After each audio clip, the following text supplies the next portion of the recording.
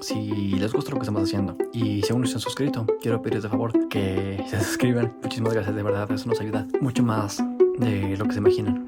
Les agradezco un montón y bueno, vamos a ver el episodio de hoy. ¿Cómo lograste que las personas confíen en ti? Cuando uno se porta vulnerable, la gente te da confianza, te siente real, te siente que tú también te estás poniendo sobre la mesa. A uno lo ven en una alta posición gerencial o lo ven ya con cierto renombre y sienten que esa persona no tiene problemas, no tiene desafíos, y tenemos muchos problemas y muchos desafíos. Siempre he sido muy inquieto. La parte profesional, yo arranqué muy joven a trabajar desde los 17 años. La primera vez que me tocó sacar a alguien me costó muchísimo. No pude dormir creo que semanas. Ahí está la valentía del gerente en tomar la decisión. A veces que no sea perfecta, a veces no tan consultada, a veces no tan consensuada. ¿Hay algún ejemplo en concreto que nos puedas comentar? Cuando uno ya está en la silla grande, ¿no? En la del gerente general, en la del CEO, uno se siente un poquito más solo, ¿no? Cuando yo fui abanderado, me tocó dar el discurso y me encontré con 600 personas y un discurso que no transmitió nada. Una de las preguntas con las que comenzamos este podcast fue ¿cómo estás? Por lo general ese tipo de pregunta tiene una respuesta corta y una respuesta larga. ¿Cuál es la respuesta larga?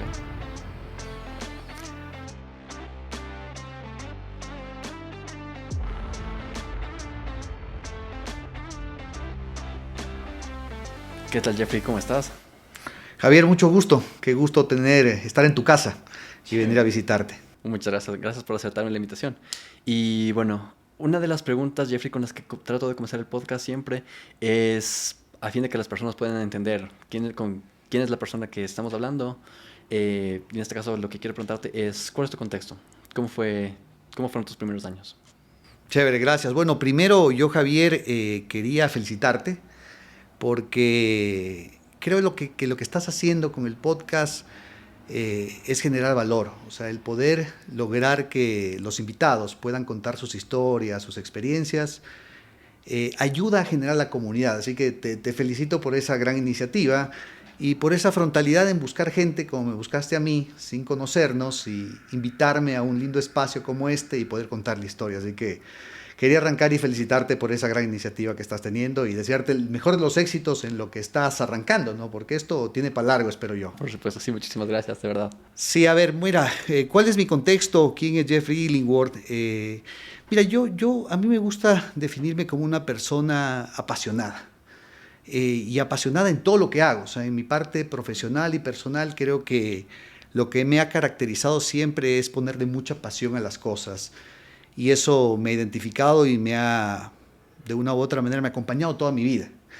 Creo yo que al final del día uno tiende a definirse un poquito en la parte personal y profesional, a pesar de que sigue siendo la misma persona.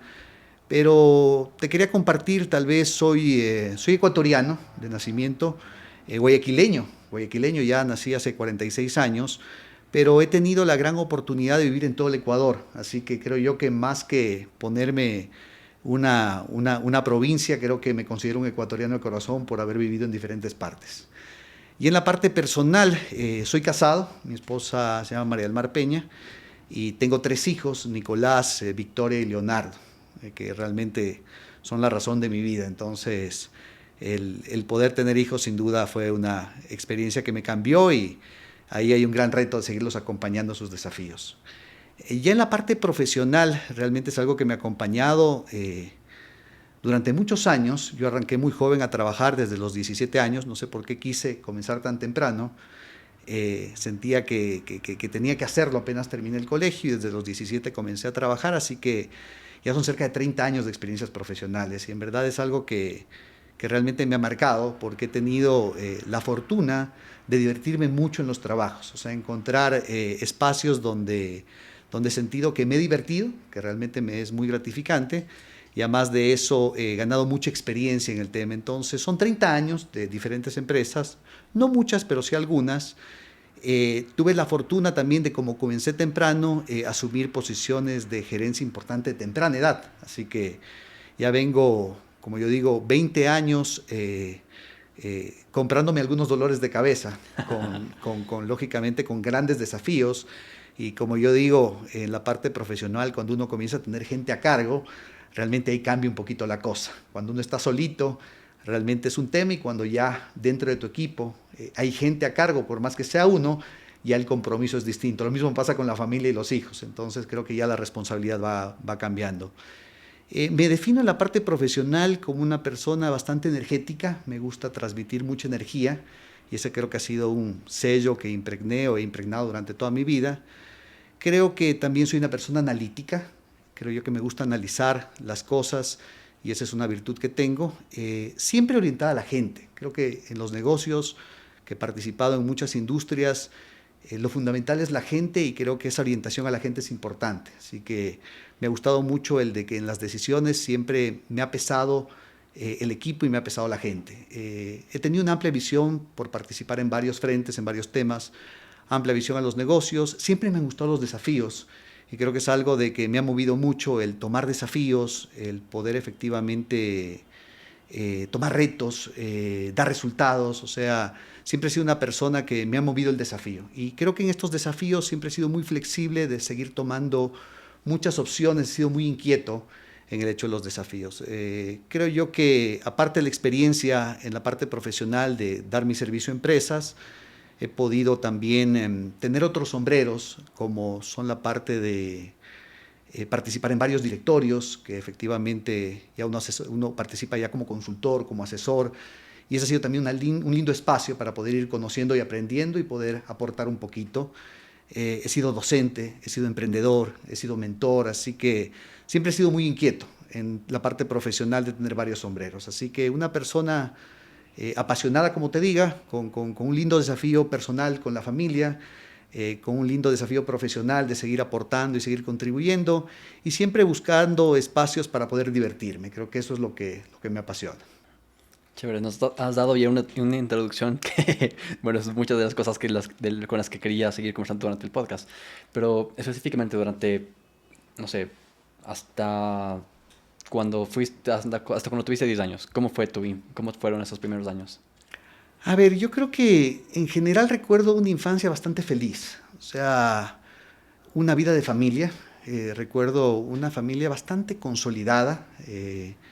Recuerdo con mucho cariño a mis padres, que creo que los tuve muy cercanos, tanto a mi mamá como a mi papá, en roles distintos, ambos profesionales. Mi padre es ingeniero civil, mi madre era ingeniera comercial, banquera.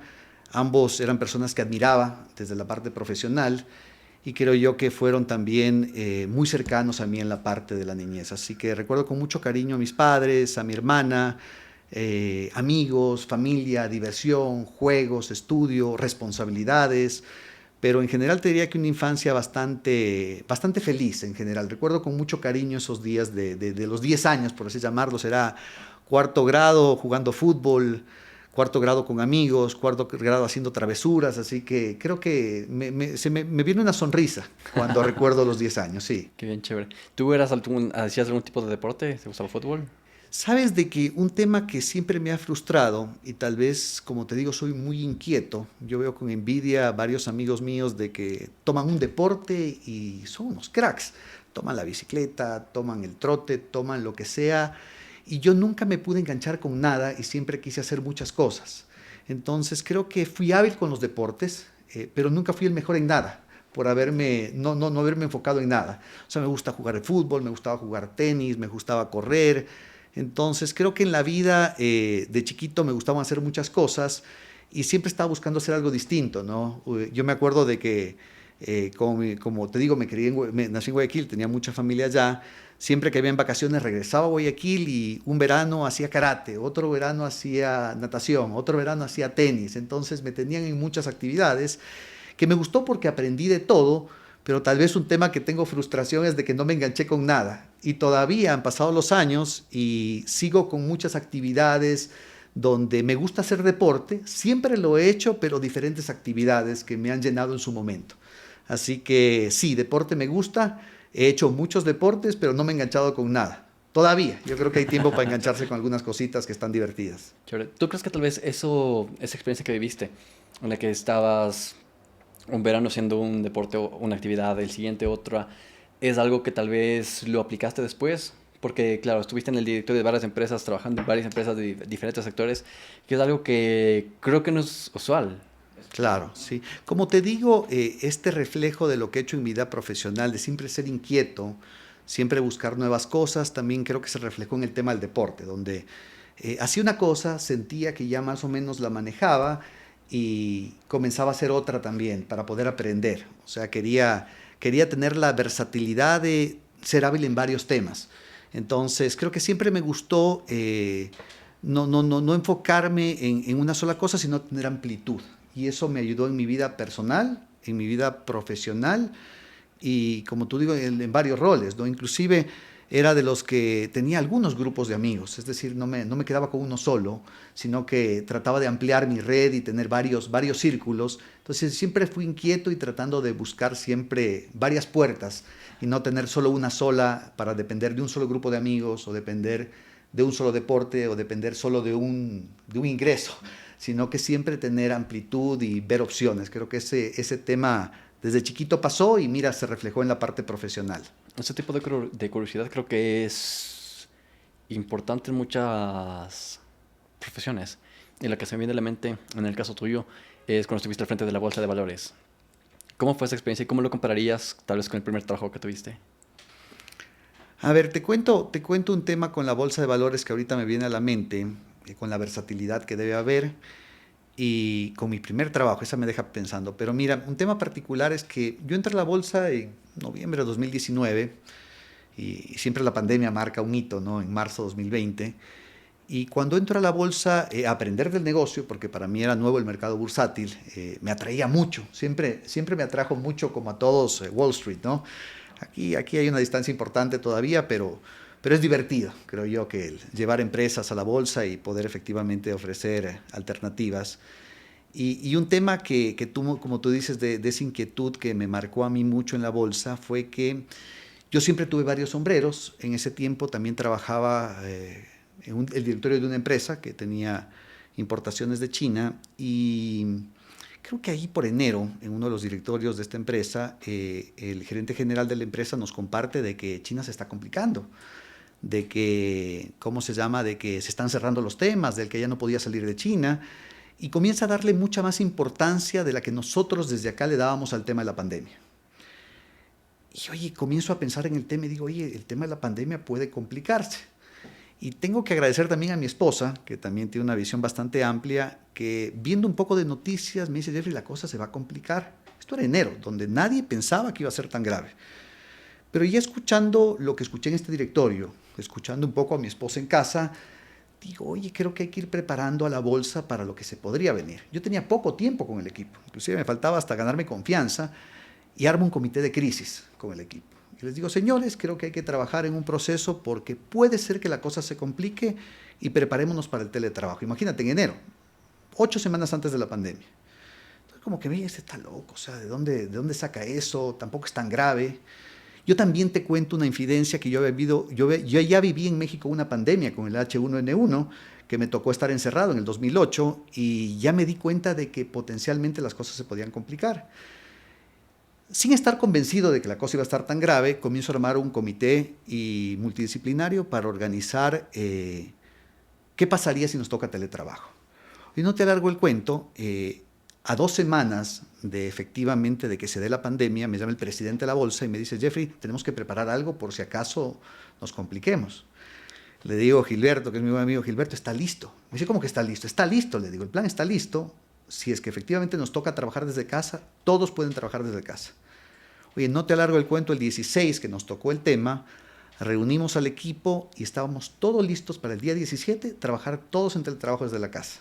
Gracias a, creo yo, que tener esa amplia visión de no solo estar viendo la bolsa, sino estar viendo qué está pasando con otros sectores y estar viendo y escuchando a más gente. Entonces creo que una linda experiencia fue que, y les invito a los ejecutivos a que amplíen su visión, participen en gremios, participen en otros espacios que les ayude a tener una visión más amplia de lo que podría estar pasando en su entorno. ¿Qué pasa en la bolsa con mi primer trabajo? Creo que me preguntaste, ¿no? Claro, ¿cómo lo compararías? Oye, ¿cómo lo compararía? Mi primer trabajo fue a los 17 años, mi primer trabajo formal, porque hice muchos trabajos informales, pero mi primer trabajo formal a los 17. Trabajé en una empresa con un tío mío que hacía consultoría. Trabajaba en una empresa que se llama Global Consult, todavía existe, una empresa interesante, tiene 30 años, fundada por mi tío. Y hacíamos consultoría en ese entonces para poder mejorar procesos y tecnificarlos. una linda experiencia.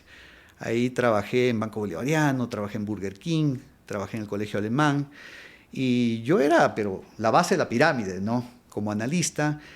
Y realmente lo que aprendí en ese entonces es, en ese trabajo, diría yo, es a ser responsable, a escuchar, a aprender. Y en esa posición, que fue la primera que tuve, tuve la humildad de darme cuenta de que tenía que aprender. Y creo yo que eso me ayudó mucho a poder rodearme de gente, a poder escuchar y poder aprender. Y mira, coincidencialmente la coincidencia es que entrando a la bolsa de valores, yo no era un experto en el mercado bursátil, y algo vio el directorio de la bolsa que me escogió y me dijo, esta es la persona que necesitamos para llevarle a la bolsa al siguiente nivel. Y también me tocó con humildad darme cuenta que yo no sabía del tema y tenía que aprender de mi equipo. Entonces creo que la humildad que tuve en mi primer trabajo para darme cuenta que tenía que aprender fue algo que me acompañó también en esta experiencia y decir, oye, tengo que aprender también del tema. De temas de manejo de equipos, de temas de comunicación, estrategias comerciales. Yo creo que sí tenía mucha experiencia, pero en particular la parte técnica del mercado bursátil tenía mucho que aprender. Así que creo que algo que me llama la atención es el tema de tener la humildad, de por más que estés arrancando tu primer trabajo, o por más que hayan pasado 25 o 30 años y ya seas un gerente senior, es tener la humildad y reconocer de que uno siempre puede aprender cosas nuevas. Creo que por ahí podría ser una comparación, ¿no? Claro. El hecho de tener que aprender de varias cosas, evidentemente, es salir de su zona de confort. Y en tu caso, el estar involucrado cuando eres joven en varios deportes, cuando ya es en tu vida un poco más profesional, en diversos tipos de sectores, áreas, industrias, te deja, no sé, creo que tu zona de confort se ha expandido, ¿verdad? ¿Qué es para ti salir de tu zona de confort? O sea, yo creo que siempre me han gustado los desafíos. Eh, y siempre poder probarme de que puedo hacer cosas como le decía por ahí algún atleta de acá, desafíos que te hagan temblar las piernas. Desafíos que dices, oye, no sé si estoy preparado. Pero esos son los desafíos lindos, ¿no? Y cuando uno comienza a ponerse metas de ese tipo de desafíos para los cuales uno dice, oye, no sé si estoy preparado, pero vamos, le voy a meter las ganas, es donde uno comienza a realmente retarse. Y pasa mucho en la parte profesional o pasa mucho en la parte personal o deportiva. Por ejemplo, bueno, creo que ya conversaremos más a profundidad, pero un desafío lindo profesional que tal vez el primero grande que tuve fue el ser expatriado y poder irme a vivir en otro país, dejando todo lo que tenía acá y sacrificando mucho en la parte personal para poder tener un crecimiento profesional. Y sí tenía miedo, sí tenía dudas, pero eso fue lo que más me animó a poder tomar el desafío. Lo mismo con grandes desafíos en trabajos, como la Bolsa de Valores o el Grupo Cuencano en el cual estaba trabajando.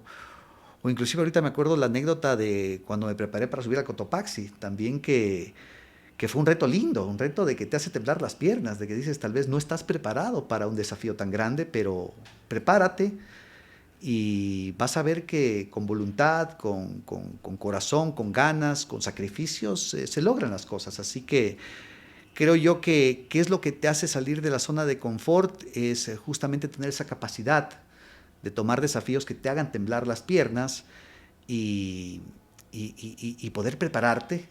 O sea, no cabe la menor duda que hay que prepararse, hay sacrificios, pero qué linda la recompensa, ¿no? Qué linda la cumbre, qué linda lograrlo. Entonces creo yo que les podría decir a las personas de que se arriesguen. O sea, al final del día, a veces los desafíos que nos ponemos creo que son cosas que sabemos que podemos lograrlo.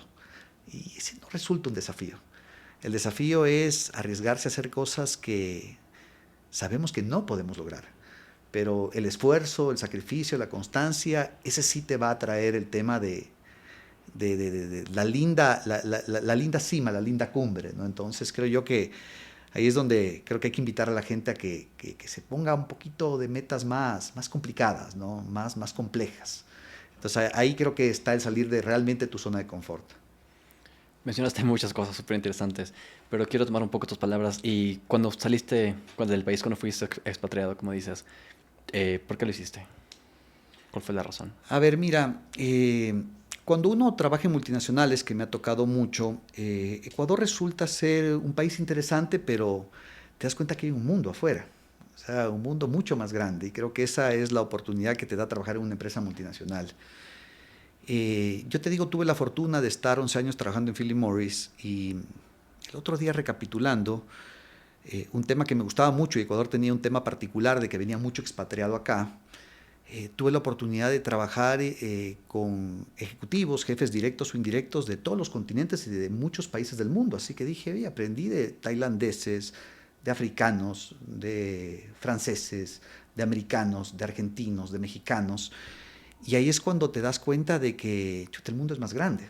El mundo no acaba ni termina del Carchi al Macará, sino es mucho más grande. Entonces, cuando tuve la oportunidad de trabajar en Philip Morris,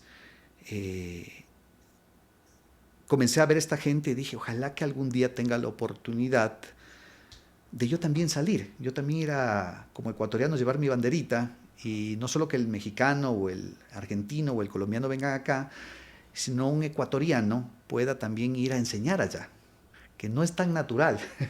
Normalmente recibimos expatriados, pero no expatriamos mucha gente.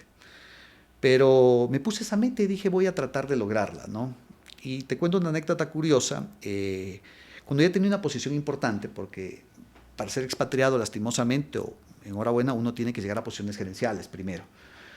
No se expatrian a gente que no tenga ese... Se hacen tal vez asignaciones de corto plazo con alguna gente que no llega a posiciones gerenciales, pero el expatriado tiene que ser gerente. Entonces el primer reto era llegar a una posición gerencial y consolidarse en una posición gerencial. Y luego de demostrar que uno tiene la capacidad de manejar una gerencia, que comiencen a observarte para poder efectivamente darte la oportunidad de ir a otro país. Y mira, un tema de que, no sé si fue bueno o malo, pero el resultado me salió, vino un expatriado francés acá a trabajar en Ecuador, y hicimos buena relación. No era mi jefe directo, era el gerente general, yo le reportaba al director y comenzamos a hacer buena química. Y al poco tiempo de llegar, me dice Jeffrey, ¿sabes qué? Creo que hay una oportunidad para ser expatriado. Yo en esa coyuntura ya viví en Guayaquil y el propio Philip Morris me había auspiciado mi maestría y estaba a un año de haber comenzado mi maestría, me faltaba un año más. Y le dije, sabes de que me encanta la oportunidad, es lo que siempre he soñado y chuta, ahorita estoy en un tema que me gustaría concluirlo. Estaba un año en esa posición y estaba un año en la maestría, dame un tiempito más que logre, sabiendo que esa oportunidad era un tren que no sabía si pasaba nuevamente. Pero me la jugué y dije, déjame consolidarme en el puesto, déjame concluir mi maestría y hablemos, creo que eran 8 meses más. Oye, no te largo el cuento, parece que él sí se acordó de la fecha. Me llama nuevamente y me dice, Jeffrey, tengo una oportunidad. Dije, ahora estoy listo, está perfecto. Yo pensé que nunca iba a venir, o sea, hasta como que cuestioné el haber tomado esa decisión, pero creo que hasta él la tomó con mucha madurez, porque dijo, creo que hay enfoque en consolidarte en algo, en terminar lo que comenzaste para arrancar algo nuevo. Entonces yo tal vez sentí temor por no tomar la oportunidad, poder cerrar tal vez un tema, pero en el fondo él lo valoró mucho como la responsabilidad que tenía de algo que había adquirido con la propia empresa, de que me había financiado mi maestría y yo tenía que cumplir con ese tema. Si me expatriaban, en ese tiempo no había la virtualidad, era todo presencial, entonces era complejo. Y dije, lindo, tomo el tema y siempre había soñado yo en los grandes países, Buenos Aires, en irme al corporativo en Suiza, en esos países lindos. Y cuando me dice, oye, hay una posibilidad de irse de expatriado y esto queda en una ciudad en el interior de México, que era León, Guanajuato. Oye, perdónenme ahí en el podcast la ignorancia, pero yo no sabía dónde quedaba León, Guanajuato, en el mapa. Había escuchado de Nuevo León, por muchos amigos que estudiaban en el TEC, pero no de León. Y cuando reviso el mapa, vi que era una ciudad del interior. O sea, realmente no mostraba no era muy fancy, pero dije, oye, aquí voy a aprender un montón. Entonces, sin pensarlo mucho, dije, venga, me voy a León, Guanajuato. Me voy a León, Guanajuato como expatriado, a manejar una operación muy interesante, porque, bueno, por el tamaño de México ya era más grande que todo Ecuador, imagínate, solo esa operación. y me voy de expatriado allá y yo creo que profesionalmente es donde más aprendí. Tal vez creo que donde más trabajé también, porque me enfoqué en dejar alto el nombre de Ecuador, por así llamarlo. Tenía ese compromiso, esa banderita que tenía que dar en alta, y fue una de las experiencias más gratificantes. Salir totalmente de mi zona de confort, irme a trabajar con gente que nunca la había visto en mi vida, tomar un desafío en un país que sí tiene sus diferencias importantes con Ecuador, romper ciertos paradigmas que había, pero una linda experiencia haber salido realmente en retos que tiemblan las piernas, de que no conocía a nadie, en desafíos nuevos, un equipo nuevo, una ciudad que no tenía a nadie, no conocía a nadie, y comenzar a ubicarme profesionalmente, ubicarme en la parte de hacer amigos.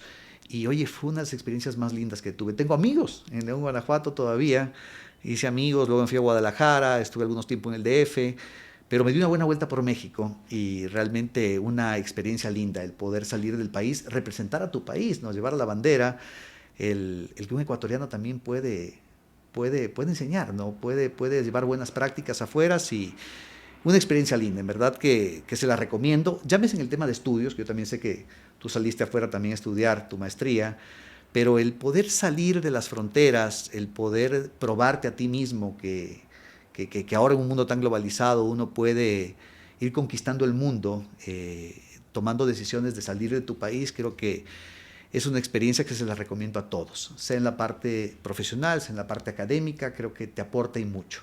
Creo que todas las personas debemos salir en algún momento. Ojalá que regresen, porque hay mucho que hacer en Ecuador, pero tener la oportunidad de salir creo que ayuda y mucho. Cuando saliste, cuando estuviste en México trabajando, ¿tuviste algún tipo de encontrón cultural? Sabes de que no. No, sabes de que llegué con una muy buena actitud y eso ayudó mucho. Eh, eh, Llegué con la actitud de aprender, que creo que es algo que siempre me ha caracterizado. Llegué con mucha humildad también, pero con mucha energía también, que creo que particularmente en el desafío que tomé necesitaba una persona que transmite energía, que tenga un rol, un rumbo claro, un plan claro y la verdad es de que esas barreras culturales las rompí fácilmente.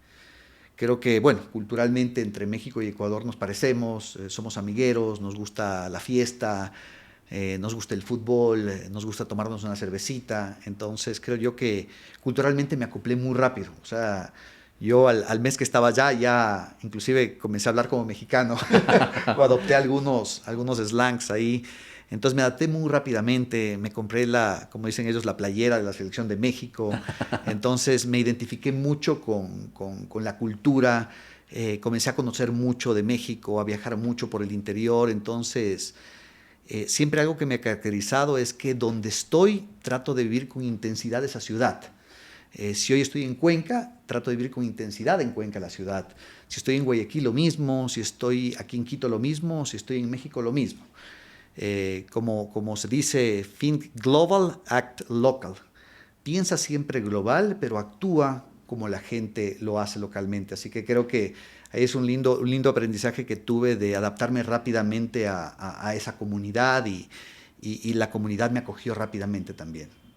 Creo que esa es la respuesta a esta pregunta, pero en tu caso, ¿por qué tienes ese tipo de energía cuando vas a otro país, a otra ciudad y te gusta adaptarte? ¿Qué te diré? No sé, como te digo, cuando me presentaba al arranque, creo que siempre me caracterizó el tema de energía, el tratar de ser energético.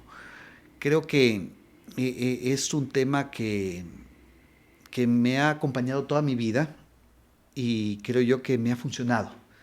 Entonces, en donde voy, llámese una comida, llámese un espacio deportivo, llámese un tema profesional, no soy de esas personas, no sé si para bien o para mal, que pasa desapercibida, sino que trata de interactuar, trata de entender, trata de hablar, trata de participar, trata de aportar, trata de aprender. Entonces, creo yo que como me ha funcionado, y digo, me va bien haciendo eso, en donde voy, sea cualquier actividad, siempre comparto y participo. Y creo yo que el tener esa energía, esas ganas de poder estar presente, creo que siempre me ha traído buenas cosas. Entonces, Creo que eso es una firma que tengo. Eso es una firma que tengo. Entonces, creo yo que como he dado buenos resultados, lo sigo haciendo y me gusta. Claro. Cuando estabas formando parte del directorio de varias empresas, y liderando a varias empresas, varias organizaciones, necesitas ser una persona que demuestras tu energía. ¿Qué tan importante crees que es ser extrovertido para liderar una empresa? O sea, el otro día leí un artículo muy interesante del perfil del líder ideal. Creo que un artículo de Harvard Business Review. Y me gustó tanto de que se han hecho, en este estudio decía que se han hecho miles de estudios para poder identificar el tipo de liderazgo ideal que una persona debería tener. Y luego de haber hecho muchísimos análisis, llegan a la conclusión que no hay ningún tipo de liderazgo que es el perfecto. Con lo cual creo yo que si tu perfil es ser introvertido, tú también puedes llegar a ser un muy buen líder. O sea, yo no quisiera etiquetar que si tú eres un líder debes ser introvertido o extrovertido. E inclusive puede ser circunstancial. En algunos momentos necesitan alguien que transmita mucha energía y mucho empuje, y en otros momentos alguien que transmita mucha calma y continuidad. Los negocios pasan por etapas y a veces los líderes tenemos que adaptarnos a esas etapas y saber cuándo imprimir energía y cuándo no imprimirla, porque una persona que esté siempre metiéndole energía y vamos y vamos y vamos, tal vez puede llegar a cansar en ciertos momentos. Si el negocio está estable, si el negocio está bien, creo yo que podrías comenzar a navegar de mejor manera el tema. Entonces yo creo que normalmente, creo yo que por A o por B motivo, un tipo extrovertido suele transmitir más. Y la gente necesita gente que le pueda transmitir un poco más. Pero también he tenido casos y he tenido jefes que tienen otro perfil y he aprendido mucho de ellos. Entonces yo no podría asegurar de que un líder debe ser extrovertido. Yo creo que depende de las circunstancias. Uno como extrovertido también puede adaptarse, pero he tenido gente que teniendo perfiles mucho más introvertidos han sido excelentes líderes y excelentes guías. Así que creo yo que afortunadamente no hay un perfil, pero uno tiene que tener esa capacidad de poder efectivamente ser muy reflexivo, y si te toca un líder introvertido, tratar de aprender de él, y si te toca un líder extrovertido, también tratar de aprender de él. Y cuando a ti te toque ser líder, tener la capacidad de poder adaptar tu estilo de liderazgo. ¿Cómo eres tú cuando estás liderando una empresa?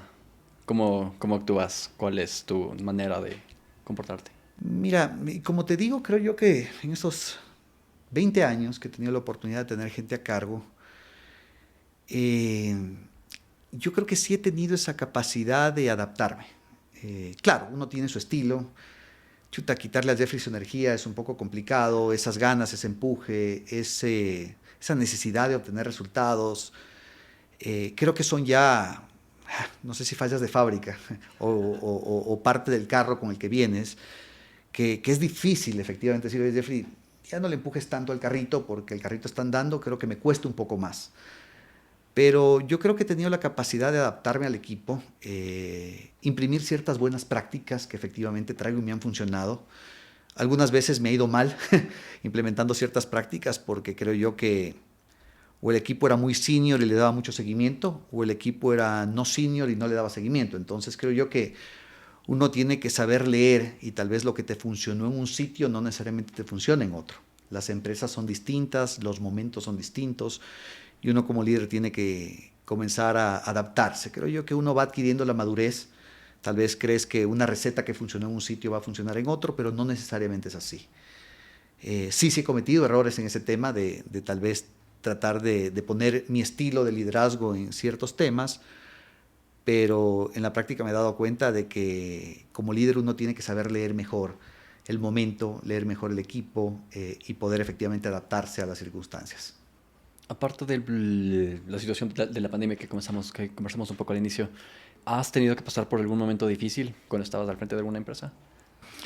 Chuta, creo que eso es lo que le hace divertido, ¿no? A los desafíos, el tener momentos difíciles, momentos complejos, y he tenido varios. O sea, en verdad que de esos momentos en los que te quita el sueño, ¿no? En que esas decisiones complejas, especialmente cuando uno llega a posiciones gerenciales, uno adquiere mucha responsabilidad y esa responsabilidad se transmite en tomar decisiones, sean buenas o malas, tomarlas.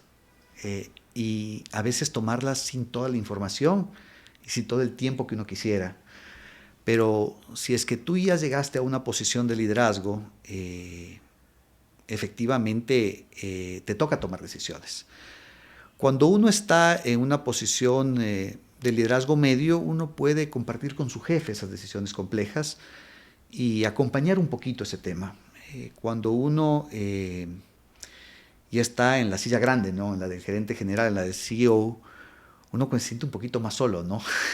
Como se llama la soledad de la gerencia, de poder tener grandes desafíos y a veces no saber cuál es la mejor decisión. Ahí creo que hay muchas empresas que implementan los directorios, que creo que son lindos espacios para poder compartir esas problemáticas y ponerse vulnerable. O sea, decirle a tu equipo, que se llama tu directorio, oigan, tengo esta problemática, estoy pensando en esto, ¿qué ven ustedes? ¿No? Entonces creo yo que ese es un lindo espacio que yo he visto como CEO en los retos que he tenido como CEO. Siempre he tenido un directorio y tal vez dentro del directorio alguna persona en particular con la cual pueda pelotear algún tema. Pero en muchos casos me ha tocado tomar decisiones solo por A o por B motivo, de mucha velocidad, de mucha rapidez, que sí hay que tomarlas. Y creo yo que ahí está la valentía del gerente en tomar la decisión.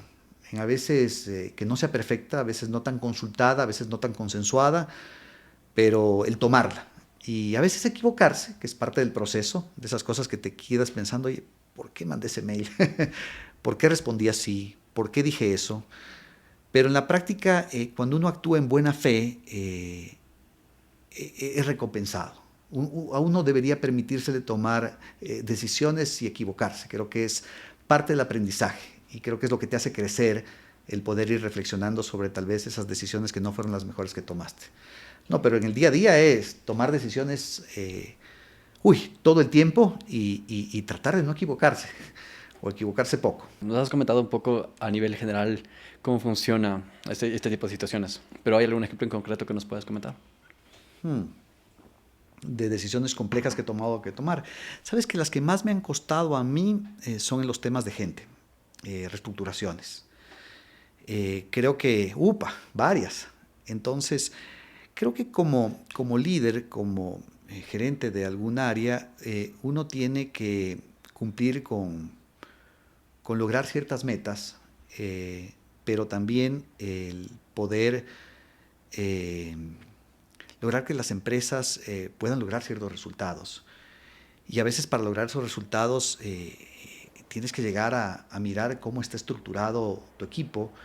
Y me ha tocado varias veces tomar decisiones de reestructuración de equipos, de sacar gente.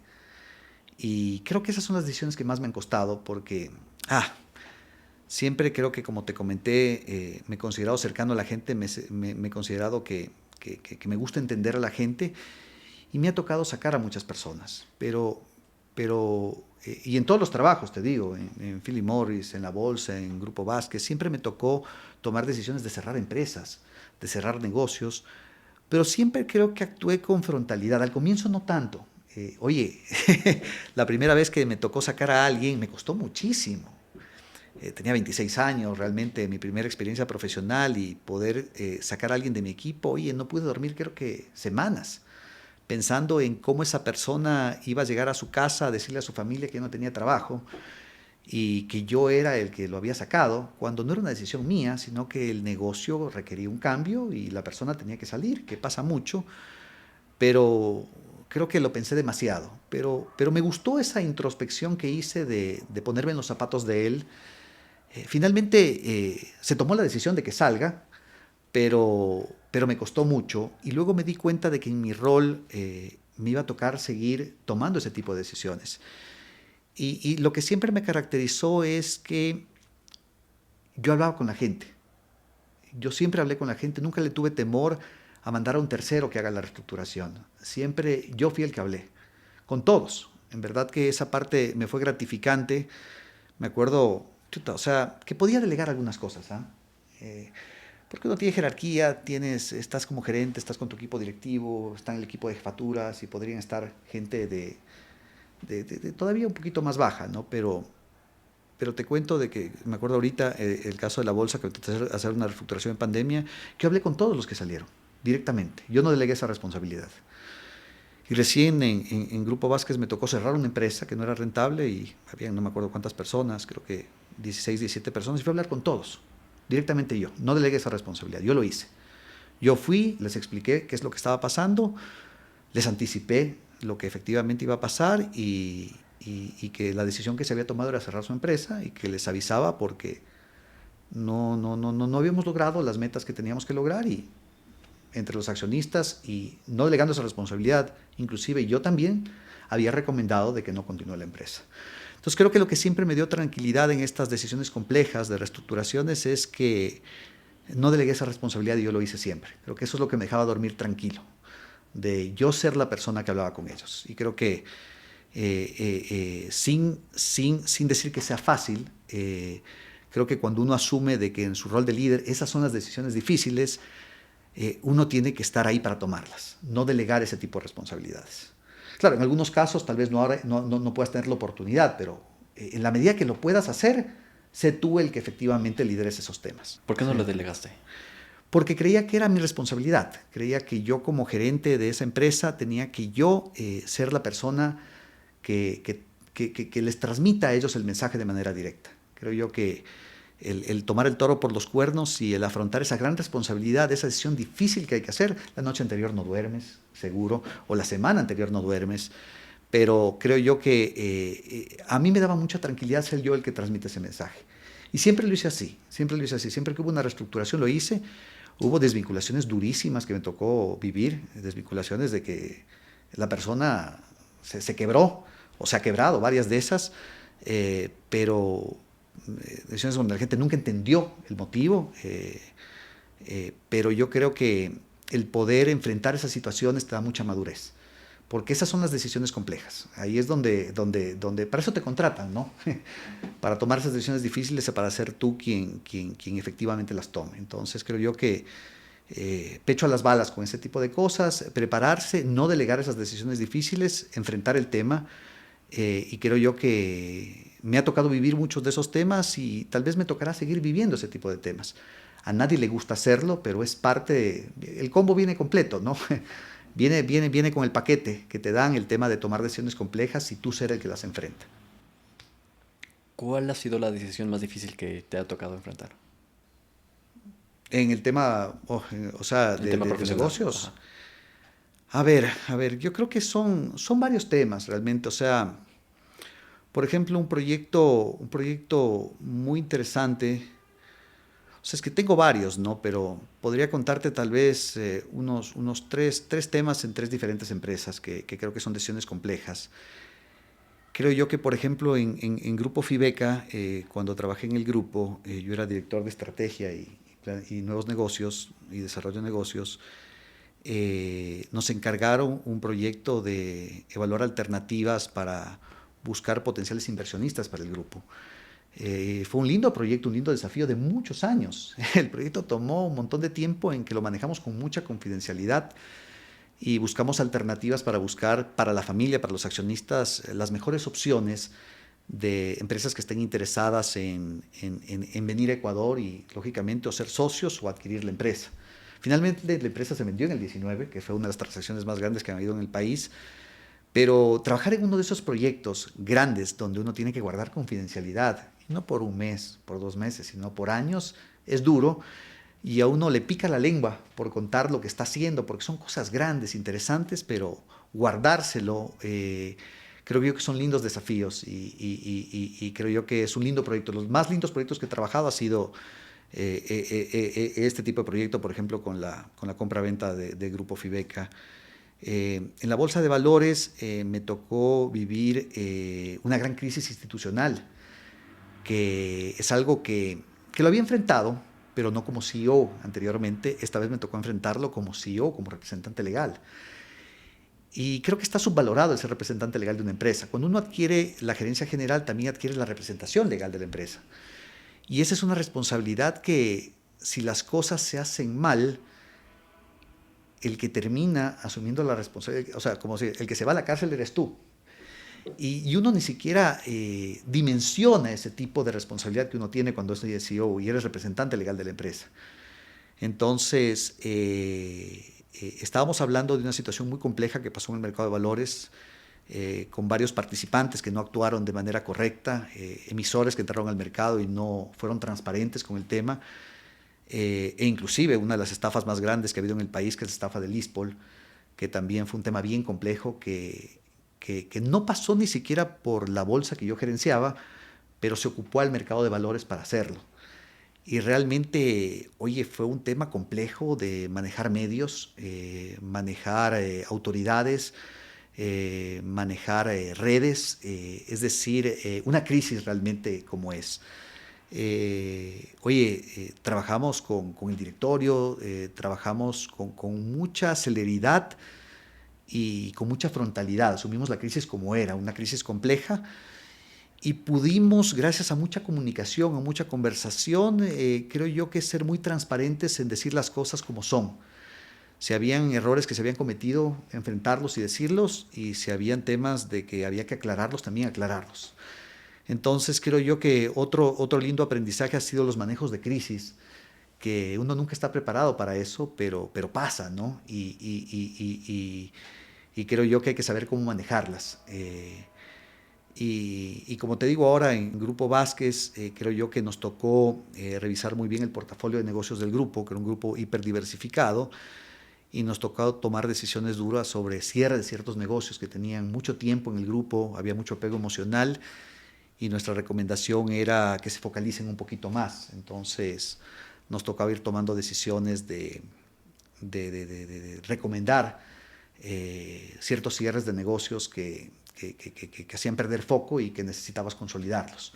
Entonces son decisiones duras que uno debe tomar, pero tiene que tener la valentía de tomarlas, tiene que estar preparado, tiene que argumentar muy bien, y creo que esos son los lindos desafíos que tiene un gerente general, ¿no? Desafíos tal vez para los que no estás preparado, pero vas aprendiendo en el camino. Entonces creo yo que se te van a presentar como gerente lindas oportunidades. De estas puedo tenerte otras historias, tal vez ahorita te cuento, en diferentes empresas y diferentes industrias, desafíos que he tenido que enfrentar, decisiones difíciles que se han tenido que tomar, pero grandes aprendizajes que sacas de estas experiencias vividas.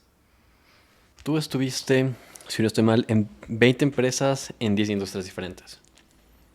Sí, ¿Cómo fue el reto? sí. A ver, mira, ese ha sido mi rol como director.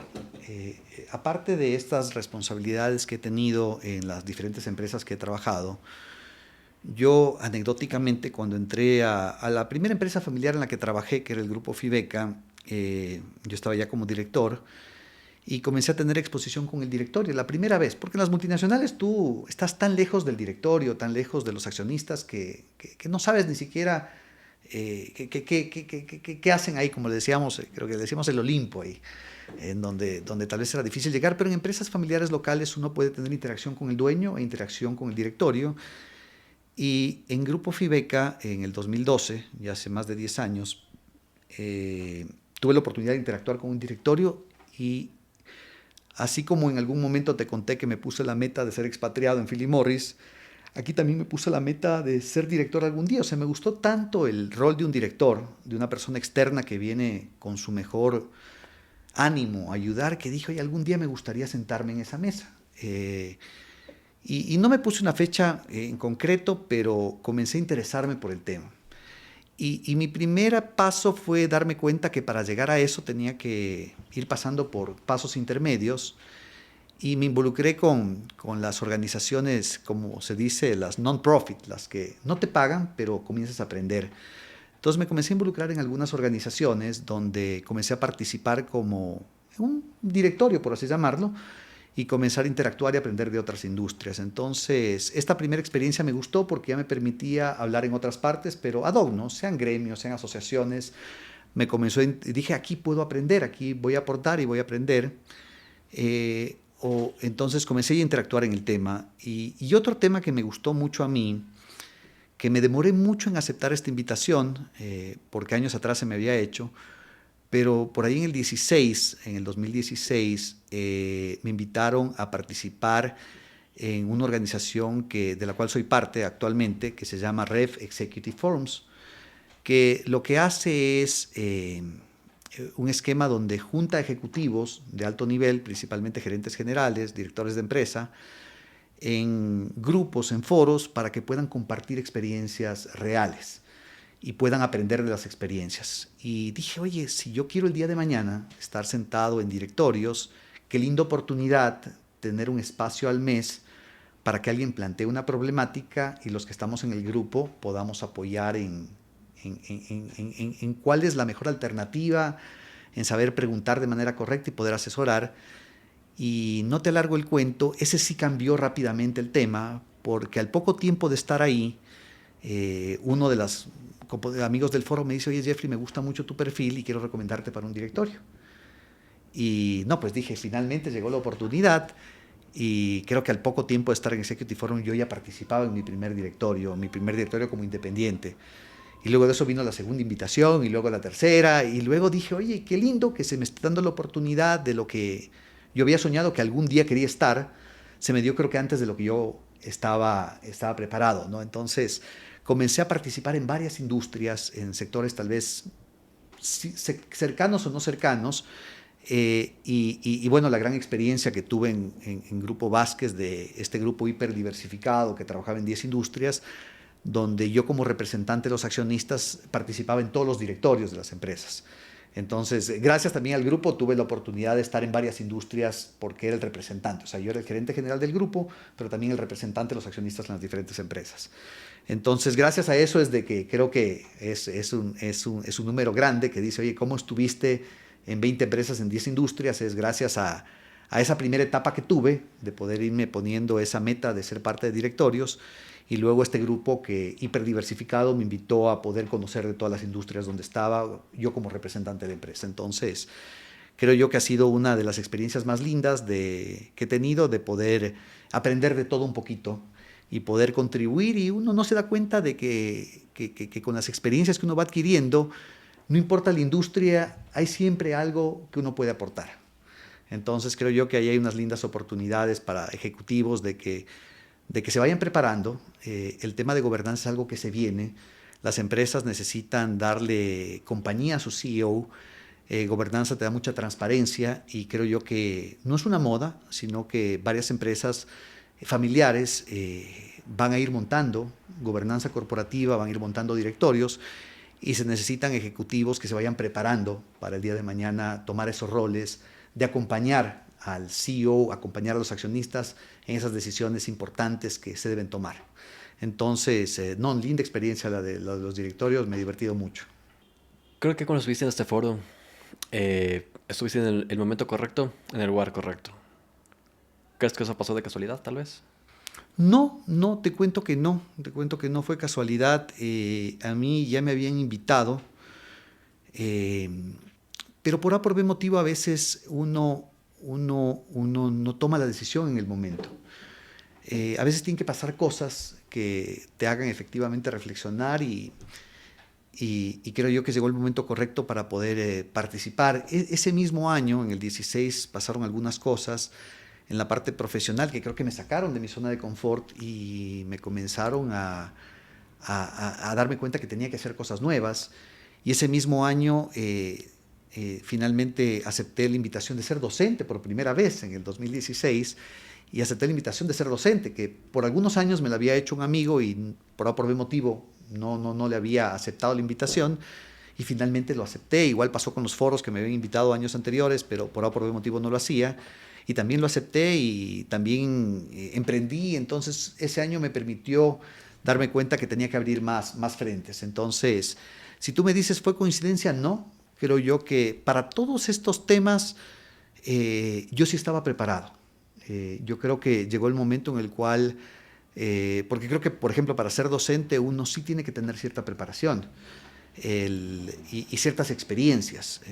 Yo no soy un docente de carrera, más bien soy un ejecutivo que que comenta casos prácticos y acompaña con la teoría. Que creo yo que hay que tener kilometraje para poder hacerlo, sino tener mucha práctica en la parte técnica para poder explicarlo. Entonces yo creo que sí hay que prepararse. Y si uno está preparado, llegan esas oportunidades. El estar preparado creo que es algo súper, súper importante. En tu caso, tus estudios, ¿cómo supiste?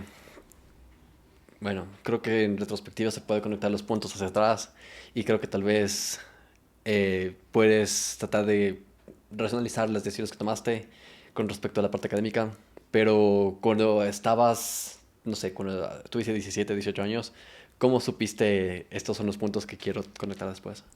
Hmm. Yo siempre me caractericé por ser muy planificado, muy ordenado. Creo que eso lo aprendí un poquito de mi mamá, que siempre traía su agenda. Yo también siempre anotaba mis cositas y, y creo que siempre me pasó que yo estudié administración de empresas, que es una carrera muy común, muy típica, porque siempre tenía en la mente ser un profesional que pueda efectivamente trabajar en empresas. Y lo tuve bastante claro, realmente sí, o sea, chuta, sí, yo digo, soy un arquitecto frustrado, tal vez me gustaba mucho el tema de la arquitectura, pero me daba cuenta que tal vez no tenía todo el talento que se requería para eso. Pero siempre para el tema de los números, para el tema de los negocios, siempre me pareció interesante y pensé que sí tenía cierto talento para hacerlo. Así que te digo, a rápida edad me di cuenta que esa era la carrera que quería seguir. Y no me equivoqué, o sea, realmente me gustó mucho. Apenas llegué, el poder, yo tuve o sea, ahora no pasa mucho, pero antes tú podías trabajar y estudiar al mismo tiempo. Entonces yo trabajé y estudié desde el primer año, lo cual me ayudaba mucho porque lo que aprendía lo ponía en práctica y lo que veía en el trabajo también lo llevaba a la clase como experiencias. Entonces fue una linda experiencia el poder trabajar y estudiar. Durísimo, pero creo que me dio mucho ritmo, me aportó mucho. Entonces, luego de efectivamente tener esa etapa, pude tener claramente el norte de en dónde comenzar a tener mis primeras experiencias profesionales. Y luego de eso inclusive continuar con una maestría en la misma administración de empresas, e inclusive hace un año atrás hice otra especialidad en el mismo tema de administración de empresas, o sea, seguirme actualizando en esos temas. Tal vez sí he tomado temas puntuales en los temas de finanzas, en los temas de marketing, en los temas de telemarketing, en temas de gobernanza, cursos que han permitido complementarme en mis roles, pero creo yo que siempre tuve, creo yo esa fortuna, porque creo que sí la tengo, de haber tenido esa claridad de por dónde encontrar mi rumbo, el no perder el tiempo, el no equivocarme y continuar con una línea bastante clara de por dónde iba a ser mi preparación en la parte profesional. Entonces, tuve esa fortuna de tener claridad. Y una vez que me metí en algo, realmente lograr y cumplirlo y siempre hacerlo bien, que es algo que siempre me gustó. El que en cada aspecto de mi vida siempre traté de hacer bien. Siempre, si estudiaba, trataba de hacerlo bien. Si trabajaba, trataba de hacerlo bien. Entonces, siempre me gustó que cuando me dedicaba a algo, realmente no sea del promedio, sino que realmente tratar de hacer un trabajo un poquito más allá de lo que hace el promedio y eso era muy gratificante para mí. Que es algo que la academia no te enseña, pero que lo utilizas bastante en el día a día, en el mundo empresarial, obviamente. O sea, yo creo que sí hay o sea, creo que varias cosas. O sea, a pesar como te comento, haber tenido ese rol de docente, creo yo que en la práctica muchas cosas. Te diría que sí hay desconexión importante entre la academia y el tema de los negocios, lastimosamente. Eh, hmm, eh, Creo que sí hay temas básicos que te los da la escuela, te los da la universidad, te los da la maestría, pero en la práctica te diría de que la experiencia del día a día en el trabajo es lo que más me ha aportado y no lo aprendí en la universidad. Toma de decisiones, ¿cómo se llama? Estrategia, son cosas que uno los va adquiriendo en el día a día. Entonces yo diría que lastimosamente creo que sí se tendría que reformular el pensum académico, poner casos más reales. Realmente te diría de que, bueno, o sea, en la maestría, por ejemplo, uno que sí le saco provecho y creo que fue una linda maestría la que hice, los casos que analizaba eran casos muy lejanos. O sea, todavía creo que, no sé, tú hiciste la maestría, seguimos viendo los casos de Netflix, que creo que es un clásico ya, pero se convierte en un caso un poquito lejano para la realidad de Ecuador. Entonces creo yo que debemos comenzar a incorporar data más real de lo que está pasando en las industrias en el Ecuador, de lo que está pasando en los negocios acá, y creo que son datos que te van a hacer vivir con mayor cercanía las problemáticas. Entonces creo yo que si hay que adaptar el pensum, ojalá, y creo que es un tema clave también, que más personas profesionales con experiencia se animen a efectivamente interactuar con los docentes. Creo que ahí es donde marca una diferencia. Yo de los profesores que más aprendí, te digo, son aquellos que no eran 100% académicos, sino aquellos que trabajaban y daban clases al mismo tiempo, porque creo que era lindo contar esas experiencias, se vivían muy cercanas a experiencias, porque el que era docente puro contaba el caso o contaba el tema, pero sí lo sentías alejado porque no le tocó vivirlo. Y creo que es una invitación a que los profesionales nos arriesguemos a también ir a las aulas y poder compartir esas experiencias, porque eso aporta mucho a que los estudiantes realmente crezcan. Y contar esas vivencias con dolor, con sufrimiento o con alegrías, creo que eso transmite y eso te da mucha cercanía. Entonces creo que hay muchas oportunidades en la parte académica, en las universidades, en que adapten su pensum a las necesidades, a las realidades, y tener casos más cercanos, y que ojalá que más profesionales se animen efectivamente a involucrarse con la academia. Creo que ahí hay una gran oportunidad. Dos preguntas aquí que creo que son oportunas. ¿Cómo fuiste tú como estudiante?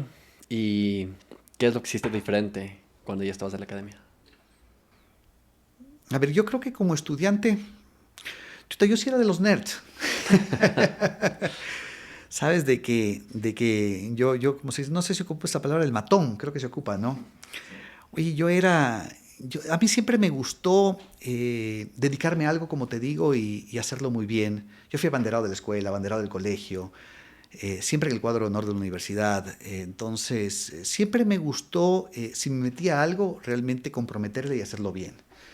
Y solo por ese temita, porque yo no es que estudiaba demasiado, pero sí cuando estaba en clases me dedicaba a clases, me dedicaba a atender. Entonces asimilaba mucho y eso me ayudaba mucho no te digo que no estudiaba, pero me asimilaba mucho al tema. O sea, sí creo yo que en la práctica me doy cuenta de que sí me puse mucha presión.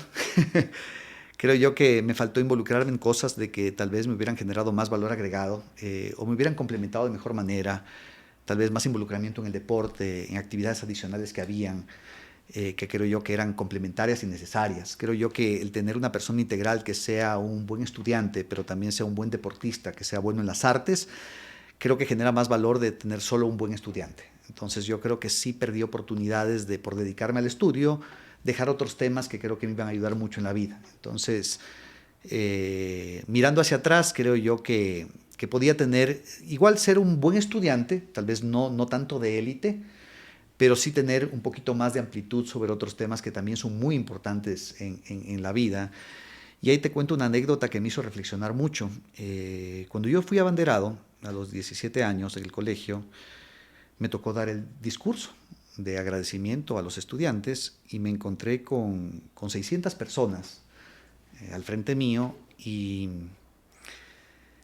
un discurso que no transmitió nada. Era un lindo discurso el que preparé, pero me estaba tan nervioso, tan inseguro, nunca me había preparado para hablar en público, de que me costó mucho dar ese discurso. Afortunadamente mi capacidad me ayudó a casi memorizarlo y simplemente decirlo, pero no transmitirlo. Entonces ya mirando en retrospectiva, me dije, oye, Jeffrey, tú estás siendo un buen estudiante, pero ¿de qué te sirve si no puedes transmitir a la gente lo que tú estás viviendo o ese mensaje que quieres hacer? Y eso fue en el mismo sexto curso, y en ese mismo momento me di cuenta de que tenía que comenzar a tener experiencias para participar en público. Entonces, cada vez que había que pasar el pizarrón, yo levantaba la mano y decía, esta es una oportunidad para perder el miedo de hablar en público. Cada vez que había una oportunidad de interactuar con más gente, yo pasaba adelante e interactuaba con el público. Cada vez que había un karaoke en la oficina, por más voz horrible que tenía, yo cantaba en público. Entonces me di cuenta que yo tenía que enfrentar ese miedo tomando estos pequeños baby steps, por así llamarlo, para poder llegar a esa meta de perder el miedo, porque yo sí le tenía mucho miedo a hablar en público. Y hoy en el camino, gracias a enfrentar ese desafío, yo fui adquiriendo mucha seguridad, aunque no te digo que a veces me han temblado las piernas cuando estoy en escenarios grandes, pero en general ya me siento cómodo. He dado conferencias con 2.000 personas o he dado conferencias con 3.000 personas y creo que he transmitido ya muy bien. Entonces, creo que un tema que me di cuenta es de que como estudiante tú puedes efectivamente en la parte académica ser excelente, pero tienes que desarrollar otro tipo de habilidades que en la práctica sirven aún más de que en la parte técnica pueda ser bien, como comunicar, transmitir, influenciar. Si uno quiere ser líder, tiene que saber influenciar, tiene que saber comunicar.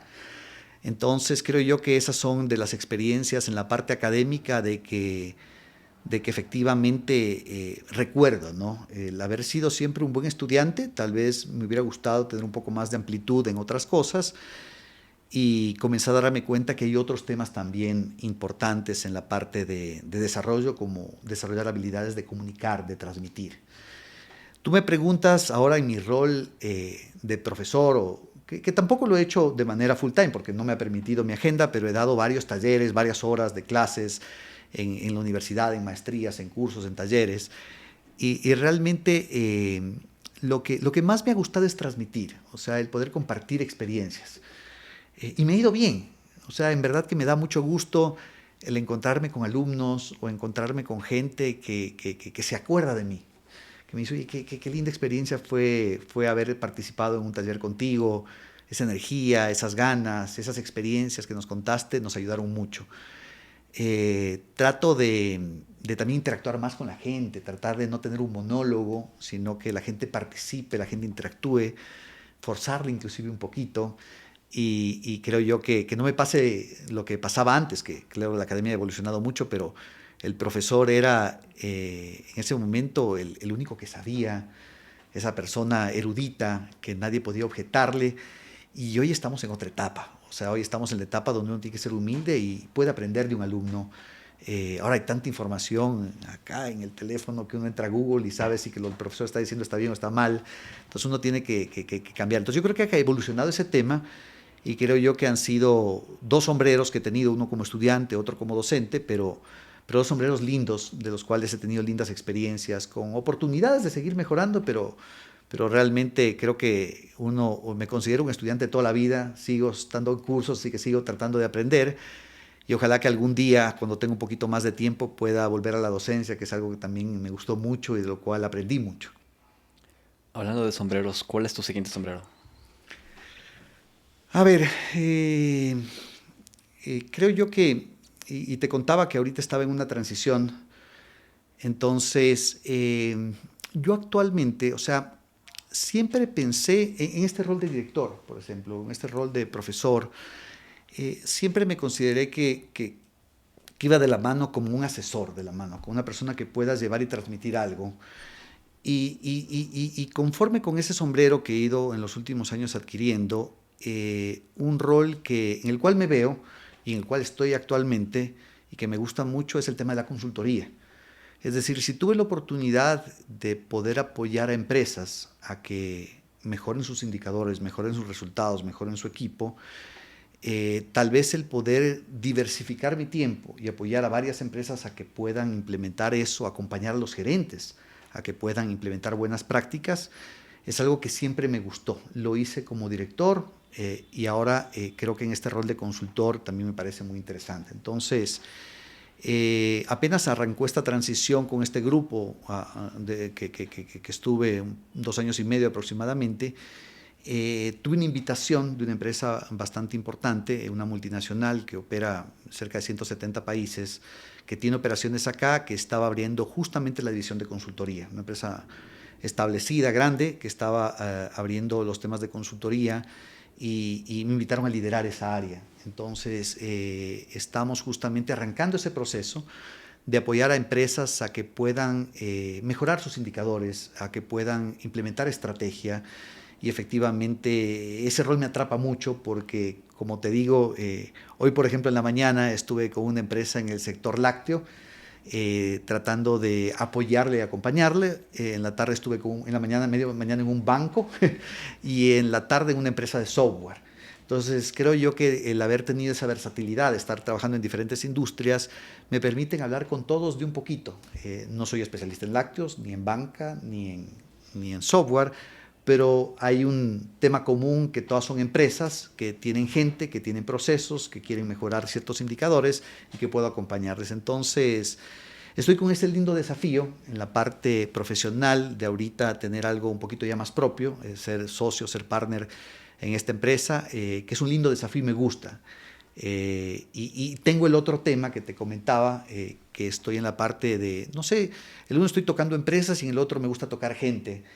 Y te comento que en este foro que me invitaron hace muchos años, que te digo que cambió mi vida, hace unos 4 años me invitaron ya no solo a ser miembro de los foros, sino a liderar un foro y poder tener 15 CEOs en los cuales pueda moderar un poco y facilitar el tema.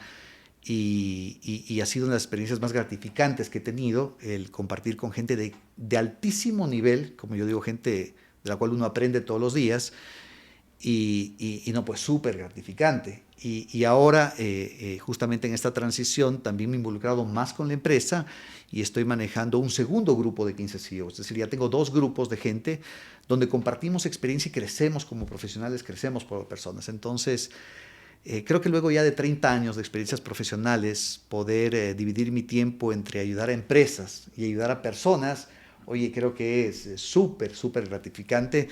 Y estoy súper entusiasmado con este desafío que estoy tomando actualmente de tener un poquito más de independencia, de ya ser parte de empresas de las cuales pueda ser socio, puedan ser mías, y lógicamente colaborar en esos lindos desafíos, tanto para empresas como para personas.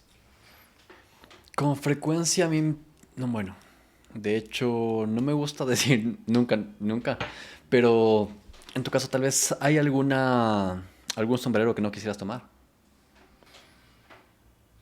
¿Algún sombrero que no quisiera tomar? A veces sí me he puesto a pensar que tengo demasiados sombreros.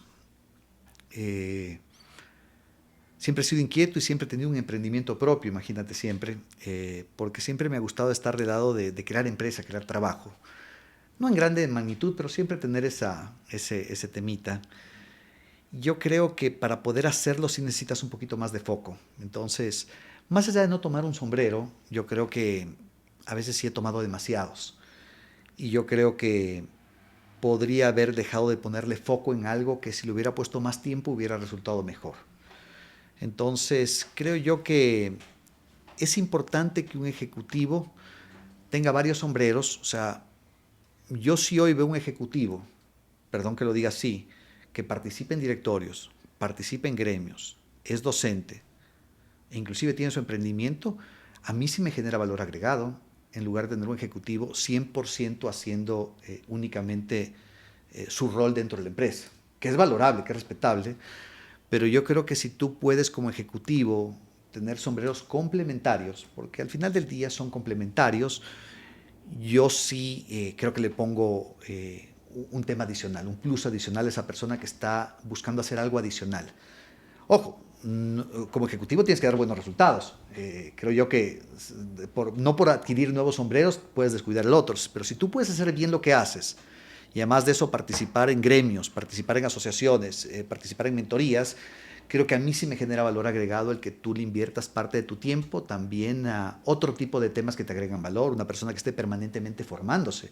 También creo que me llama mucho la atención, hay ejecutivos que ya llegan a su posición de gerente general y piensan que that's it. Somos toda la vida estudiantes. Y creo yo que el tener esa capacidad y esa valentía de decir puedo seguir aprendiendo, yo creo que es fundamental. Entonces creo yo que hoy el ejecutivo que se duerme pensando de que ya llegó a la gerencia y ya con eso está, o ya hizo su maestría y con eso está, oye, creo que hay mucho que aprender. Entonces, a mí sí me gusta el hecho de que un ejecutivo tenga varios sombreros complementarios, que trate de que lo que hace lo haga bien, y si lo puede hacer bien, yo creo que sí es un valor agregado. Entonces, creo yo que lo único que tal vez reflexionando podría pensar es de que a veces no había que ponerme un sombrero, por así llamarlo, porque no era el momento de hacerlo. La parte del momento creo que es importante. Y sobre todo cuando estás cargado con diferentes actividades, diferentes áreas personales, profesionales en diferentes industrias, empresas, eh, llega un momento en el que creo que también te es como que sobrecargas, creo. Entonces, ¿qué tan importante consideras que es el descanso para Súper la parte importante. empresarial? Sabes que en la vida me fui dando cuenta de que, y cometiendo errores, ¿no? Porque en mis primeras experiencias profesionales, bueno, cuando yo trabajaba y estudiaba, había un límite porque tenía ciertas horas de trabajo y luego comenzaba a estudiar. Entonces, pero ya cuando me dediqué a trabajar full time, yo era de esas personas que, tal vez de la vieja escuela, que creía que había que trabajar mucho. Entonces eran horarios interminables, 12, 14 horas, que creo que me dieron mucha madurez, mucha responsabilidad, me llevaron a ser muy considerado en la firma, pero yo creo que no sé si era lo correcto. Yo creo que un profesional que le pueda dedicar una buena cantidad de horas al trabajo, pero pueda dedicarle horas complementarias al ejercicio, a la preparación, a los amigos, es mucho más completo que aquel que se dedica únicamente al tema laboral. Habrá momentos en que sí hay que trabajar 14 horas y hay que hacerlo, pero no creo que debe ser una costumbre. Creo yo que creo que efectivamente los trabajos deberían estar planeados para que uno pueda tener actividades complementarias. Y si uno, como te comento, en una rutina lógica pueda destinarle tiempo al deporte, llámese a la lectura o a los podcasts, que hoy también creo que agregan mucho valor, y al descanso, genera mucho valor, mucho valor. Entonces yo creo que cada vez estoy dándome cuenta de que nos estamos concientizando, y en buena hora de eso, de que el ejecutivo perfecto no es el que más trabaja, ni el que más horas le mete al negocio, sino el que en definitiva da resultados, en el que cuando tiene que participar aporta, y que cuando tiene que poner el pecho a las balas y trabajar más también está ahí. Pero que también es un ejecutivo que tiene una vida balanceada, tiene una buena vida familiar, y yo creo que eso es rescatable. Yo creo que el tener balance es algo que ayuda y mucho. Y creo que es de los temas más relevantes que he aprendido en mi carrera profesional, el que tan importante como efectivamente tener un buen desempeño laboral es no perder de vista las otras pelotitas que uno balancea, y pelotitas que si se te caen no son recuperables, como la familia, que a veces uno por obsesionarse con el trabajo o con el dinero descuida lo fundamental que es la familia, ¿no? Entonces creo yo que ahí el tener balance es importante, tener descanso es parte de ese balance. Cuando te llamaron de la AI para ser mentor en la Alianza para el Emprendimiento y la Innovación, ¿cómo fue cómo fueron tus recomendaciones? ¿Cómo llegaste allá primero? Y después, ¿qué es lo que hacías ahí? A ver, yo siempre de manera muy informal me di cuenta de que yo tenía mentores. No les había puesto ese título, pero eran personas que normalmente yo admiraba, y que me encantaba escucharlos. Y cuando tenía algún temita, los contactaba. Vamos a tomarnos un café. Y tal vez hace mucho tiempo, bueno, creo que la palabra mentor tiene muchos años, pero tal vez yo no lo tenía tan identificado. Pero yo siempre identifiqué gente que admiraba, con la cual me gustaba conversar, me gustaba pelotear ideas. Cuando había un tema complejo, los contactaba. Y afortunadamente, gracias a una buena red de contactos que tengo, habían algunos con los cuales tocaba temas importantes. Entonces yo siempre valoré mucho ese espacio, el tema de tener alguien con quien conversar, y en el fondo era un mentor, no había una estructura, pero era gente con la cual yo podía conversar y valoraba mucho su consejo y su experiencia. Entonces, cuando a mí ya en el primer tema formal con la AI me invitan a ser parte de la asociación, inmediatamente lanzamos el programa de mentorías para poder ayudar a emprendedores con sus negocios. Oye, y dije, no, pues qué linda oportunidad de poder apoyar ya a gente que no tengo ningún tipo de relación, lo hago ad honorem, es decir, no voy a cobrar nada, sino solo por el gusto de poder ayudar. Y qué gratificante hacerlo, porque el mentor es una persona, creo que todavía no lo hago muy bien, pero creo yo que solo el hecho de darse el lujo de regalar tu tiempo para poder apoyar a alguien es súper gratificante. Poder escuchar, poder preguntar y poder recomendar, creo que es súper gratificante. Entonces, oye, te cuento que hice varios años mentorías. Creo que siempre estuve en el top 3 de los principales mentores de la AEI, porque me llamaban y mucha gente me llamaba para poder, siempre querían agendar algo conmigo, entonces hice muchas, no sé ni cuántas, pero hice varias. Luego el EDES, en la universidad donde trabajé, también estuve en el programa de mentorías, que tiene mucha relación con la AEI, también participé ahí. Sí, entonces, te decía, recientemente, las mentorías que yo estaba acostumbrado a hacer, sí tenían una particularidad que no me gustaba mucho, que eran un one shot. O sea, yo me planteaba una problemática, llámese, normalmente de negocios. Me decían, Jeffrey, quiero introducir un nuevo producto, quiero lanzar un nuevo producto, tú estás en un grupo grande que tienes conocimiento, ayúdame a ver si mi modelo de negocio es el mejor o si mi estrategia es la mejor. Entonces, ¿qué te diré? Lo que me gusta era que era un tema puntual y los tocaba un tema y les ayudaba un tema. Y no volví a saber de que a esa persona le fue bien o le fue mal. Oye, en la práctica me di cuenta que yo también hacía mentorías a mucha gente que no me daban ni cuenta. Eran amigos que me llamaban a pedir recomendaciones. Y, oye, y me di cuenta de que me estaban llamando porque decían, oye, Jeffrey, tú que estás en esto, coméntame el tema. Oye, recientemente, justo en este año, me llama un amigo que no había visto hace muchos años y me dice, oye, quiero tocar este tema contigo, un tema bien personal, pero bien personal. Entonces le digo, oye, qué chévere que me estés tocando. Por eso no somos ni tan amigos, tan cercanos, nos conocemos de toda la vida, pero me contactó, no sé, habíamos hablado en 10 años, para que no sé si le asesore o le escuche, pero simplemente plantearme una problemática importante, un desafío importante que estaba tomando. Entonces, otro amigo, o sea, me doy cuenta que en la vida mucha gente sí me ha buscado y me siento muy grato de que la gente pueda contar conmigo para tomar este tipo de decisiones. Entonces, creo yo que esa es la contribución que debemos hacer. Algunos temas muy formales como una mentoría con gente totalmente desconocida, o temas con amigos o familiares que me han pedido recomendaciones y que se convierten en una mentoría. Recientemente hice un programa que me gustó mucho, que ya me gustó porque tuvo continuidad con una red que se llama Lila, que me gustó mucho, es de unas amigas mías que me invitaron a ser mentor, que se trata de empoderar a mujeres que están pasando por desafíos y que necesitas acompañarles. Y lo que me gustaba de este programa era que no era una mentoría de una sola vez, sino un programa de mentoría de 6 meses. Entonces, me gustó mucho porque nos conocimos con esta chica eh, y me contó su historia, sus problemáticas, sus desafíos, e hicimos un plan de trabajo por 6 meses para yo acompañarle un poquito en ver cómo va su progreso y ver cómo va interactuando. Oye, qué gratificante encontrar una persona en una situación compleja que estaba viviendo, como yo digo, enredada en su propio vaso de agua o ahogada en su propio vaso de agua.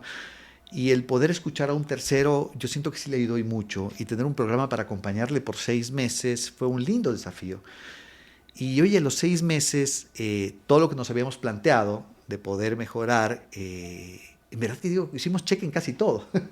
Así que oye, qué gratificante este tipo de programas también de no mentorías de una sola vez, sino mentorías de un proceso de tiempo. Entonces, oye, creo que para eso estamos, ¿no? Para poder contribuir en este tipo de temas, el poder ceder tu tiempo y poder ayudar a alguien, ¿no? Creo que eso es súper gratificante. He estado involucrado con varias organizaciones, estuve con el lindo programa de Enseña Ecuador, también invitando a chicos que se unan al programa. En verdad que he hecho también bastante trabajo ad honorem en el tema de lo que tal vez lo mío no ha sido ir a construir casitas ni esos temas que me parecen lindos, pero creo yo que el poder apoyar a gente a través de la mentoría ha sido súper gratificante. Entonces, algo que, de lo cual uno cuando regala su tiempo, oye, tiene una sensación no sé si de tranquilidad y decir estoy ayudando a alguien. Entonces, linda experiencia y ojalá que más gente se anime porque en verdad que hace falta gente, o sea, en verdad que hay mucha gente que necesita ayuda y hay poca gente que la quiere dar. Y todos sí tenemos un tiempito para poder ayudar. El tema es organizarnos un poquito y hacerlo. Entonces, súper gratificante el tema de mentorías. Tengo una amiga que inició una empresa y un emprendimiento y después lo aceptaron en YC, en Silicon Valley. Y esto me recuerda, lo que me contaste ahorita me recuerda justo a la historia de ella, que cuando estaba ya en las mentorías que ella tenía con varios emprendedores, uno de ellos era de Airbnb, Brian Chesky, creo que es.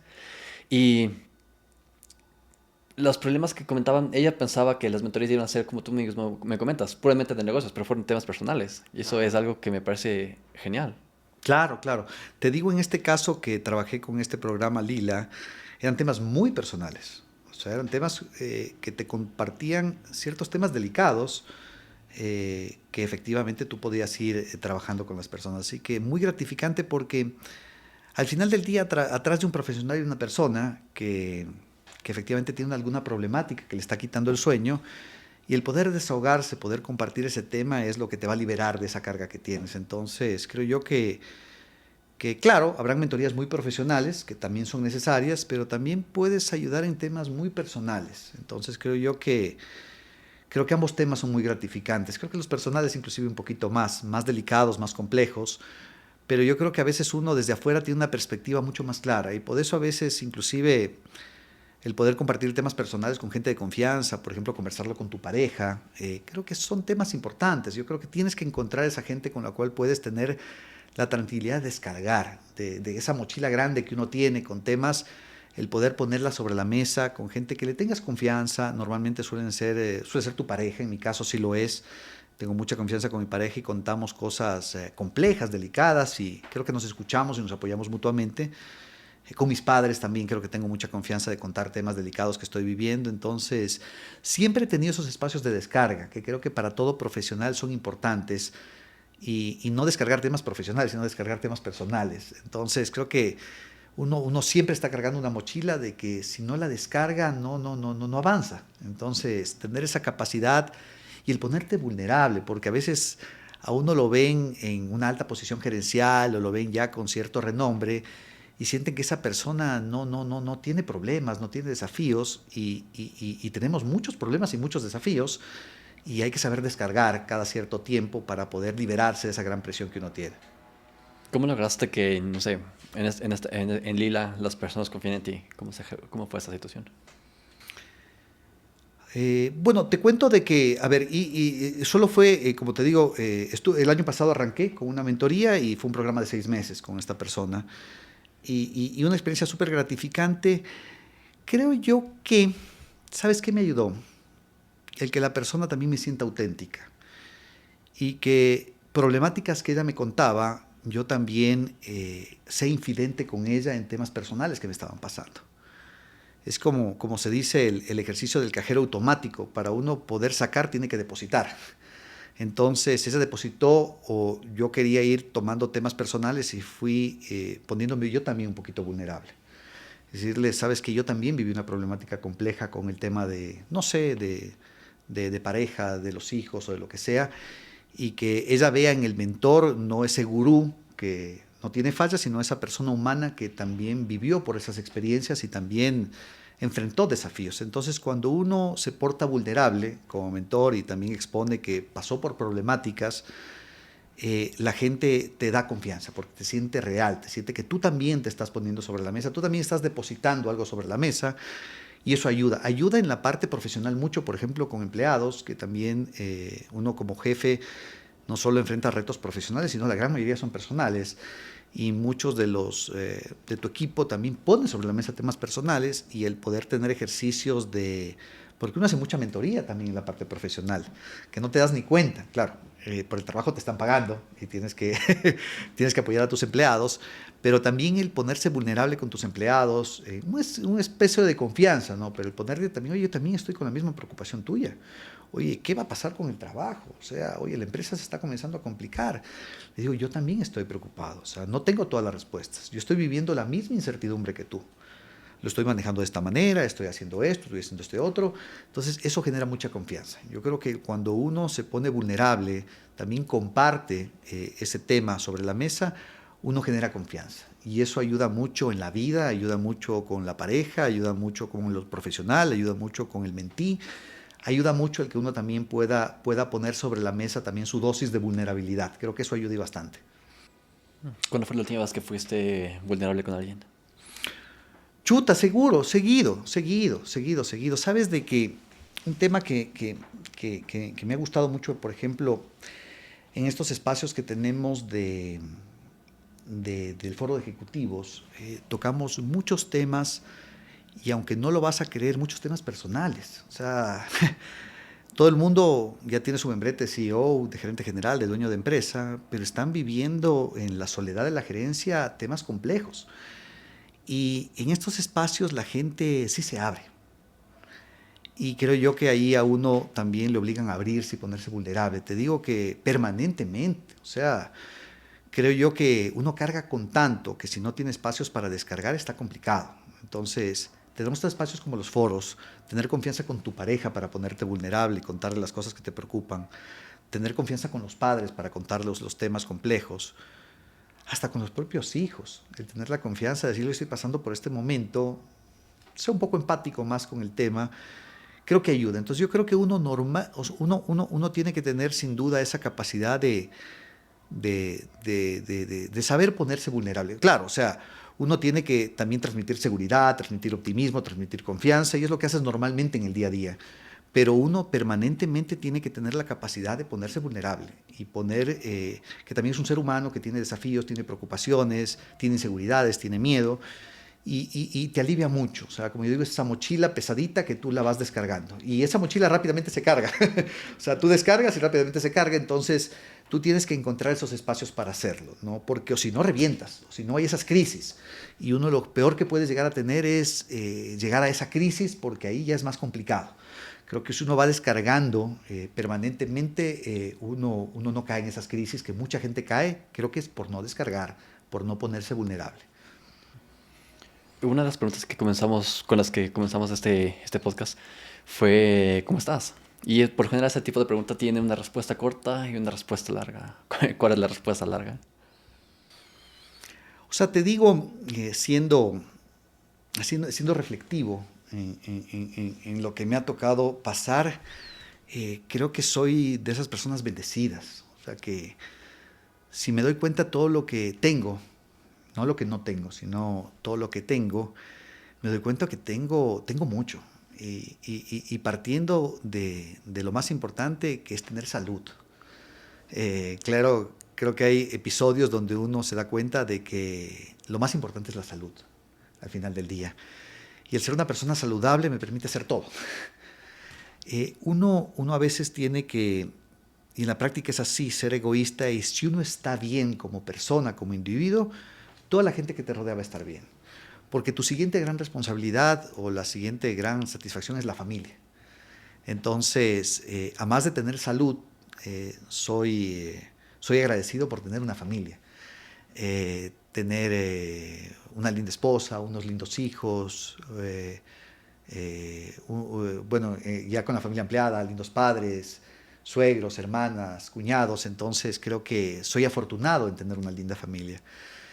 Y luego creo yo que luego de tener como que los básicos de salud y tener familia, el tener lindos desafíos, porque más allá del tema de trabajo, tener lindos desafíos, cosas que te hagan levantar de la cama todos los días y dices, hoy tengo este lindo reto. Entonces, tener lindos desafíos que siempre los he tenido son los que me mueven, ¿no? Son los que realmente me atrapan, me hacen seguirme levantando, me hacen seguir teniendo malas noches, pero son esas problemáticas que a uno le gusta tener. Entonces, tener la oportunidad de que a uno lo sigan escuchando, lo sigan invitando a varios temas, creo que es súper gratificante. Entonces, más allá de ponerme a cuestionar por lo que no tengo, creo yo que a veces pasa y me pasa. Creo yo que hay que ser autorreflexivo y en decir, si tienes salud, tienes familia y tienes desafíos, creo yo que el vaso está bastante lleno, ¿no? Entonces, hay que ser gratos en la vida. Yo soy grato, yo siempre creo yo que también soy religioso, agradezco mucho ¿cómo se llama? Tengo fe, entonces sé que hay un ser superior y tengo que efectivamente agradecer por todo lo que me da, entonces creo yo que tengo un buen balance en muchos temas de mi vida, me gustaría balancear, mientras se balancea uno, otro no se balancea tanto, pero siempre es el jueguito de ir manejando el tema de lograr balance en la vida, que es lo más importante. Chévere. Y bueno, Jeffrey, hemos llegado a la parte del podcast en la que, parte de la tradición del podcast, el invitado anterior te dejó una pregunta para ti. Y hay algo interesante en esta ocasión, porque hay dos preguntas para ti. Fue por un pequeño error mío. Mandó dos, entonces bueno, veamos cómo va. Veamos. Si pudieses elegir un lugar en donde estar ahorita, ¿cuál sería? ¿Un lugar físico? O sea, un lugar físico. O sea, a ver, mira, yo creo de que a veces, no sé, pero en la práctica te digo de que Ecuador, el sitio donde tú y yo nacimos, es un lindo país. Nos contaminamos de todo lo malo que pasa, pero en la práctica te digo de que lo que vivimos aquí, y si realmente lo aprendemos a valorar, es espectacular. O sea, claro, o sea, hay muchas inequidades, muchos temas en los cuales nos gustaría que mejoren, pero en general lo que he vivido en Ecuador es súper gratificante. A mí me gustaría poder seguir acá en el país, poder contribuir, poder ayudar más, pero realmente te diría, yo no cambio Ecuador. O sea, a mí me encanta este país. Creo yo que a veces no valoramos todo lo que tenemos. Y creo yo que en general Ecuador, no digo una ciudad porque he vivido en todo lado, Quito me gusta mucho, creo que es donde más años he vivido en mi vida, pero me siento cómodo en muchas partes. En Cuenca he tenido una linda experiencia, en Guayaquil también, he vivido en Ambato, pero en general te digo, Ecuador es una linda ciudad. Si tuvieses un sitio físico, realmente te digo, Ecuador es espectacular. Y te cuento una paradoja, no una paradoja, sino un tema particular que me ha pasado, de que creo que a través de la pandemia, que ayudó mucho, comencé a recorrer el Ecuador mucho con mi familia, con mis hijos chiquitos. Hoy me enamoré del Ecuador nuevamente. Nuevamente me enamoré del Ecuador y hoy no paro, porque hoy que me fui a vivir en el Austro no conocía muchas zonas del Austro, no conocía Morona Santiago, por ejemplo, no había del Oriente. Oye, espectacular, wow, el Oriente en Morona Santiago es un sitio fascinante. O irme al florecimiento de los Guayacanes en Mangaurco, o irme a Loja a los parques, o irme a Ingapirca. O sea, te digo, Ecuador es fascinante, o sea, es espectacular. Y si uno comienza a darse cuenta y a sacarle provecho al país, oye, en este país hay para vivir, para disfrutar, para conocer. Y no, pues yo no cambio Ecuador, a mí me parece una ciudad espectacular. Así que si tú me preguntas dónde quisiera estar en Ecuador. Y todavía me falta por conocer, así que creo yo que todavía tengo algunos temas para seguir conociendo Ecuador. Es lindo viajar, tengo la fortuna de haber viajado a muchos países alrededor del mundo y ojalá que pueda seguirlo haciendo, porque también creo que hay que aprender de otras partes, pero para viajar y para estar, para divertirse, pero para vivir Ecuador es fascinante. Chévere. Una de las cosas que a mí me falta conocer en Ecuador es la Cueva de los Tallos. No sé si tú lo has ido. Te voy a decir algo, y chuta, oye Javier, te voy a hacer una invitación, a ver si te animas. Sabes de que en el feriado del 1 de mayo, creo que fue, o 24 de mayo, me fui para Morona, Santiago. Y claro, en Morona, Santiago, que está cerca de Cuenca, está la Cueva de los Tallos. Entonces, yo no había prestado mucha atención a la Cueva de los Tallos, hasta que ya con los guías comienzan a contar la historia, y hace un mes comienzo a investigar mucho la Cueva de los Tallos. Y hoy es algo que yo no tenía tan claro, el secreto mejor guardado del país, tal vez, que es la Cueva de los Tallos. Y justo le decía a mi esposa, tengo que irme a la Cueva de los Tallos. Entonces te voy a proponer algo, el que nos vayamos a la Cueva de los Tallos. Por supuesto. Y ahorita, en este par de meses que están de vacaciones los chicos, que nos vayamos pues a la Cueva de los Tallos. Es una linda caminata. Yo estoy cerca, ahora que estoy en Cuenca viviendo, creo que queda un trayecto de 3 horitas para irte para allá. Pero es otra cosa que me puse en la meta de conocerlo. Es un trekking ya duro, no voy a llevar a mis hijos porque es duro, pero vámonos pues. Claro, ya, pues de Vámonos, una. Javier. Sí, me pareció súper chévere. Organicémonos porque, mira qué coincidencia, es otro de en mi bucket list estaba el tema de la Cueva de los Tallos. Entonces, bueno, sí, mira, por algo pasó este podcast de que nos conocimos y los dos tenemos ese gran reto de ir a las cuevas, ¿no? Y me parece que debemos como ecuatorianos conocerlos. Sí, es algo que, bueno, cuando me puse a leer varias de las noticias que había y sobre todo leí lo que había un astronauta estadounidense que fue Neil allá. Armstrong. Claro. O sea, la No, historia es no era fascinante. Buzz Aldrin. No, era Neil Armstrong, el astronauta más famoso, el primero en pisar la luna, si es que el tema de la luna es verdad. Pero lo primero que hace Neil Armstrong, luego de ser la persona tal vez más famosa en el mundo y haber conquistado la luna, el siguiente desafío de Neil Armstrong, en el año 70 y pico, no recuerdo el año exacto, es que se interesa por el tema de la historia de la Cueva de los Tallos, la primera civilización, se dice que estuvo ahí, y llega acá en el año 70. O sea, imagínate que la persona más famosa del mundo, en ese tiempo Neil Armstrong y la NASA, decidan que la siguiente expedición luego de la Luna es venir a un país como Ecuador e internarse en la Cueva de los Tallos. Para conocer el tema se dice que sacaron muchas cajas negras con muchísima información que está guardada en los expedientes. Pero no, pues, o sea, que él haya hecho eso, que la NASA haya hecho eso, habla de que tenemos un lindo tema ahí que todavía no ha sido tan explotado. Claro, está en territorio guairani, que antes tenías mucha complejidad en entrar, hoy hay acuerdos con la comunidad para poder permitir el ingreso de más personas, pero yo creo de que es un sitio que pronto, en pocos años, será uno de los sitios más visitados del país, porque la historia atrás de la Cueva de los Tallos es fascinante.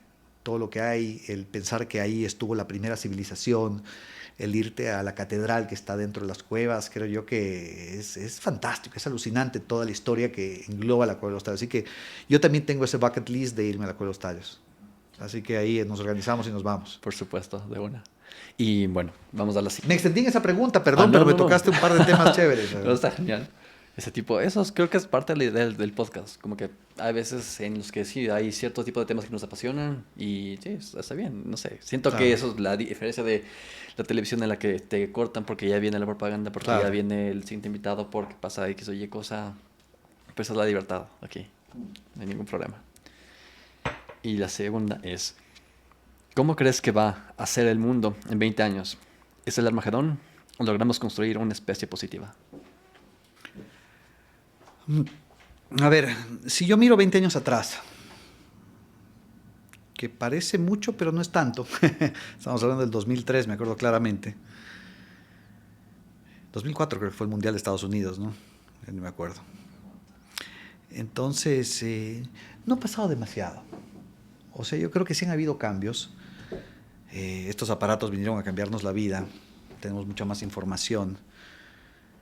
Pero en la práctica la vida cotidiana se sigue pareciendo mucho. O sea, en verdad se sigue pareciendo bastante a la vida cotidiana. Yo creo que sí vamos a evolucionar. Yo no creo en un Armagedón. O sea, realmente creo yo que sí pueden haber en varios años cambios muy fuertes. Pero yo creería de que cada vez... lo que pasa es que tengo una discrepancia ahí entre muchas cosas positivas que siento que van a ayudar a la humanidad y muchas cosas complejas que veo en la propia humanidad, ¿no? Egoísmo, división, guerras, que realmente también pueden complicar mucho la cosa.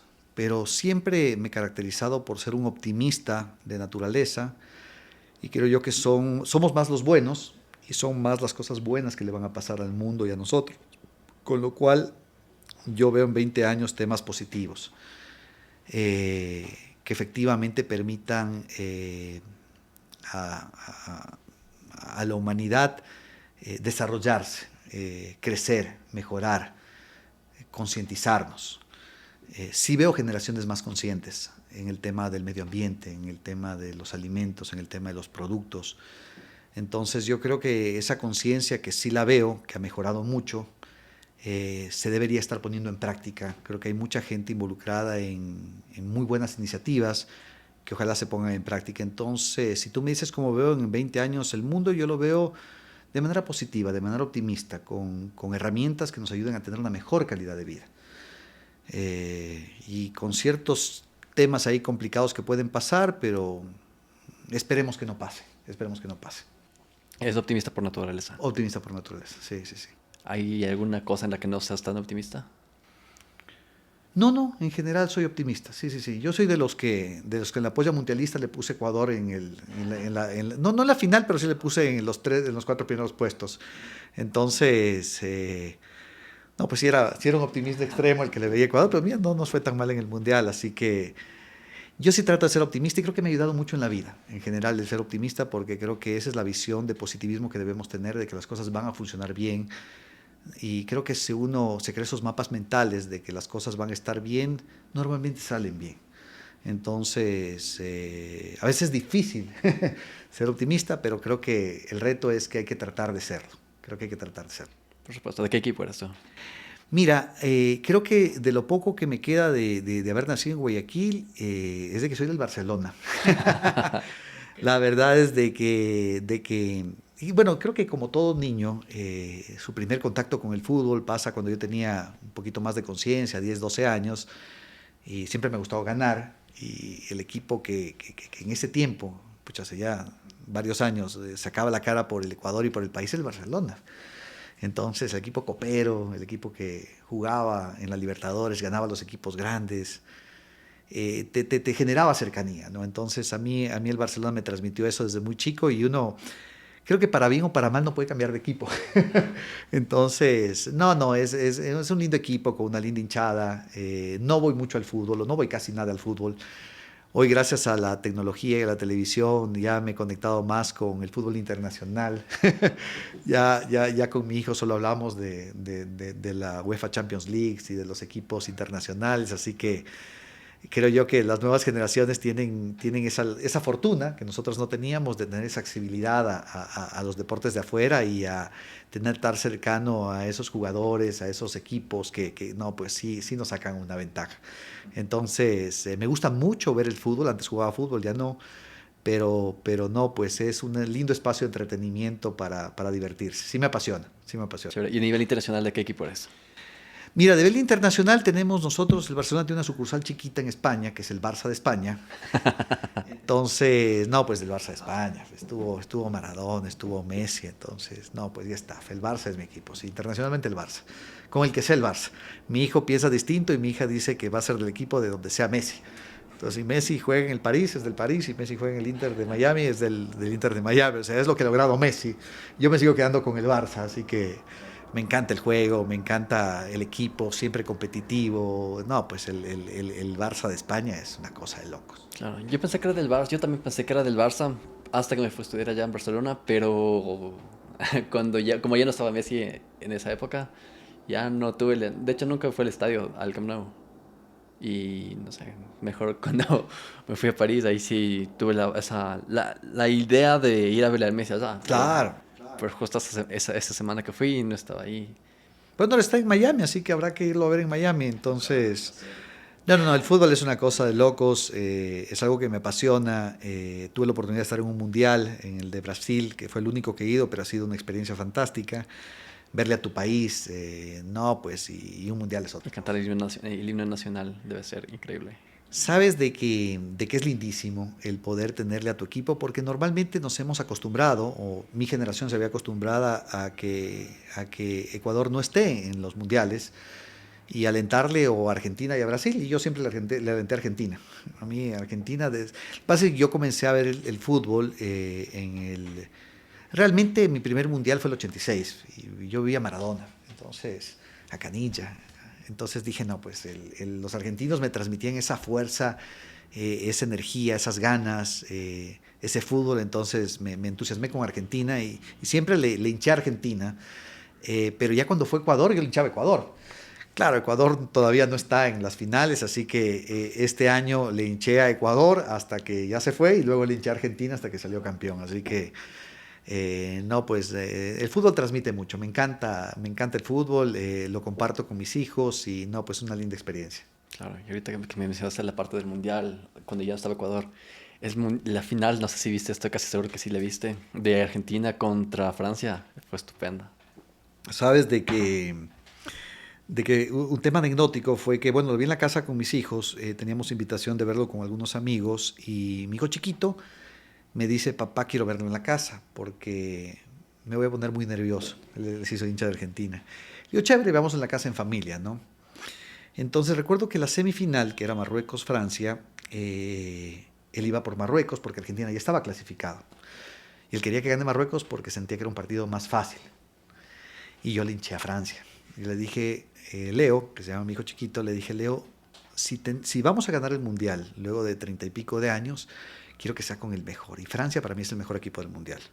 Inclusive aquí entre nos, mejor que Argentina, jugó un mejor Mundial. Pero dije, qué lindo sería ganarle un Mundial, pero qué lindo sería ganarle a Francia. Entonces recuerdo de que no le gustó mucho la idea de que Francia le gane a Marruecos, pero dijo, bueno, hasta que Francia empató 3-3 con Argentina en el minuto y pico. Y me llamó la atención y me dijo, "Ay, papá, estás loco, ahí está, porque tú quisiste que Francia llegue a la final". Y le dije, es que esta es una final, le dije. Una final no es cuando Argentina estaba ganando 2-0, sino cuando Francia le empata al 3-3 y cualquier equipo puede ganar. Y estate tranquilo de que Argentina va a ganar el Mundial.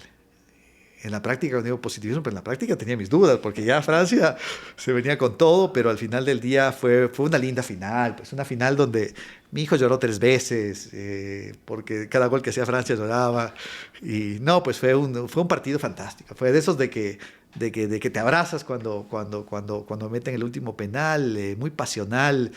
No, pues había que jugar esa final. Yo creo que me puse realmente la camiseta de Argentina y lo viví como si fuera un argentino más. O sea, y un latinoamericano, un argentino, como quieras verlo, pero me entusiasmó mucho ver esa final. ¿Y de casualidad Leo se llama Leo por Messi? No se llama Leo por Messi, pero su jugador fantástico, su jugador estrella comparte su nombre, así que no, ninguna relación, pero creo que le gustó al final del día de que su ídolo también tenga su nombre, o al menos parte de su nombre, porque él es Leonardo y el otro es Lionel, pero a los dos les dicen Lío o Leo.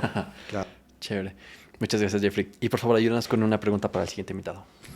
Claro, creo que es la tradición, ¿no? Pero oye, es una nomás, ¿no? ¿Te la digo o la guardo ahí en secreto?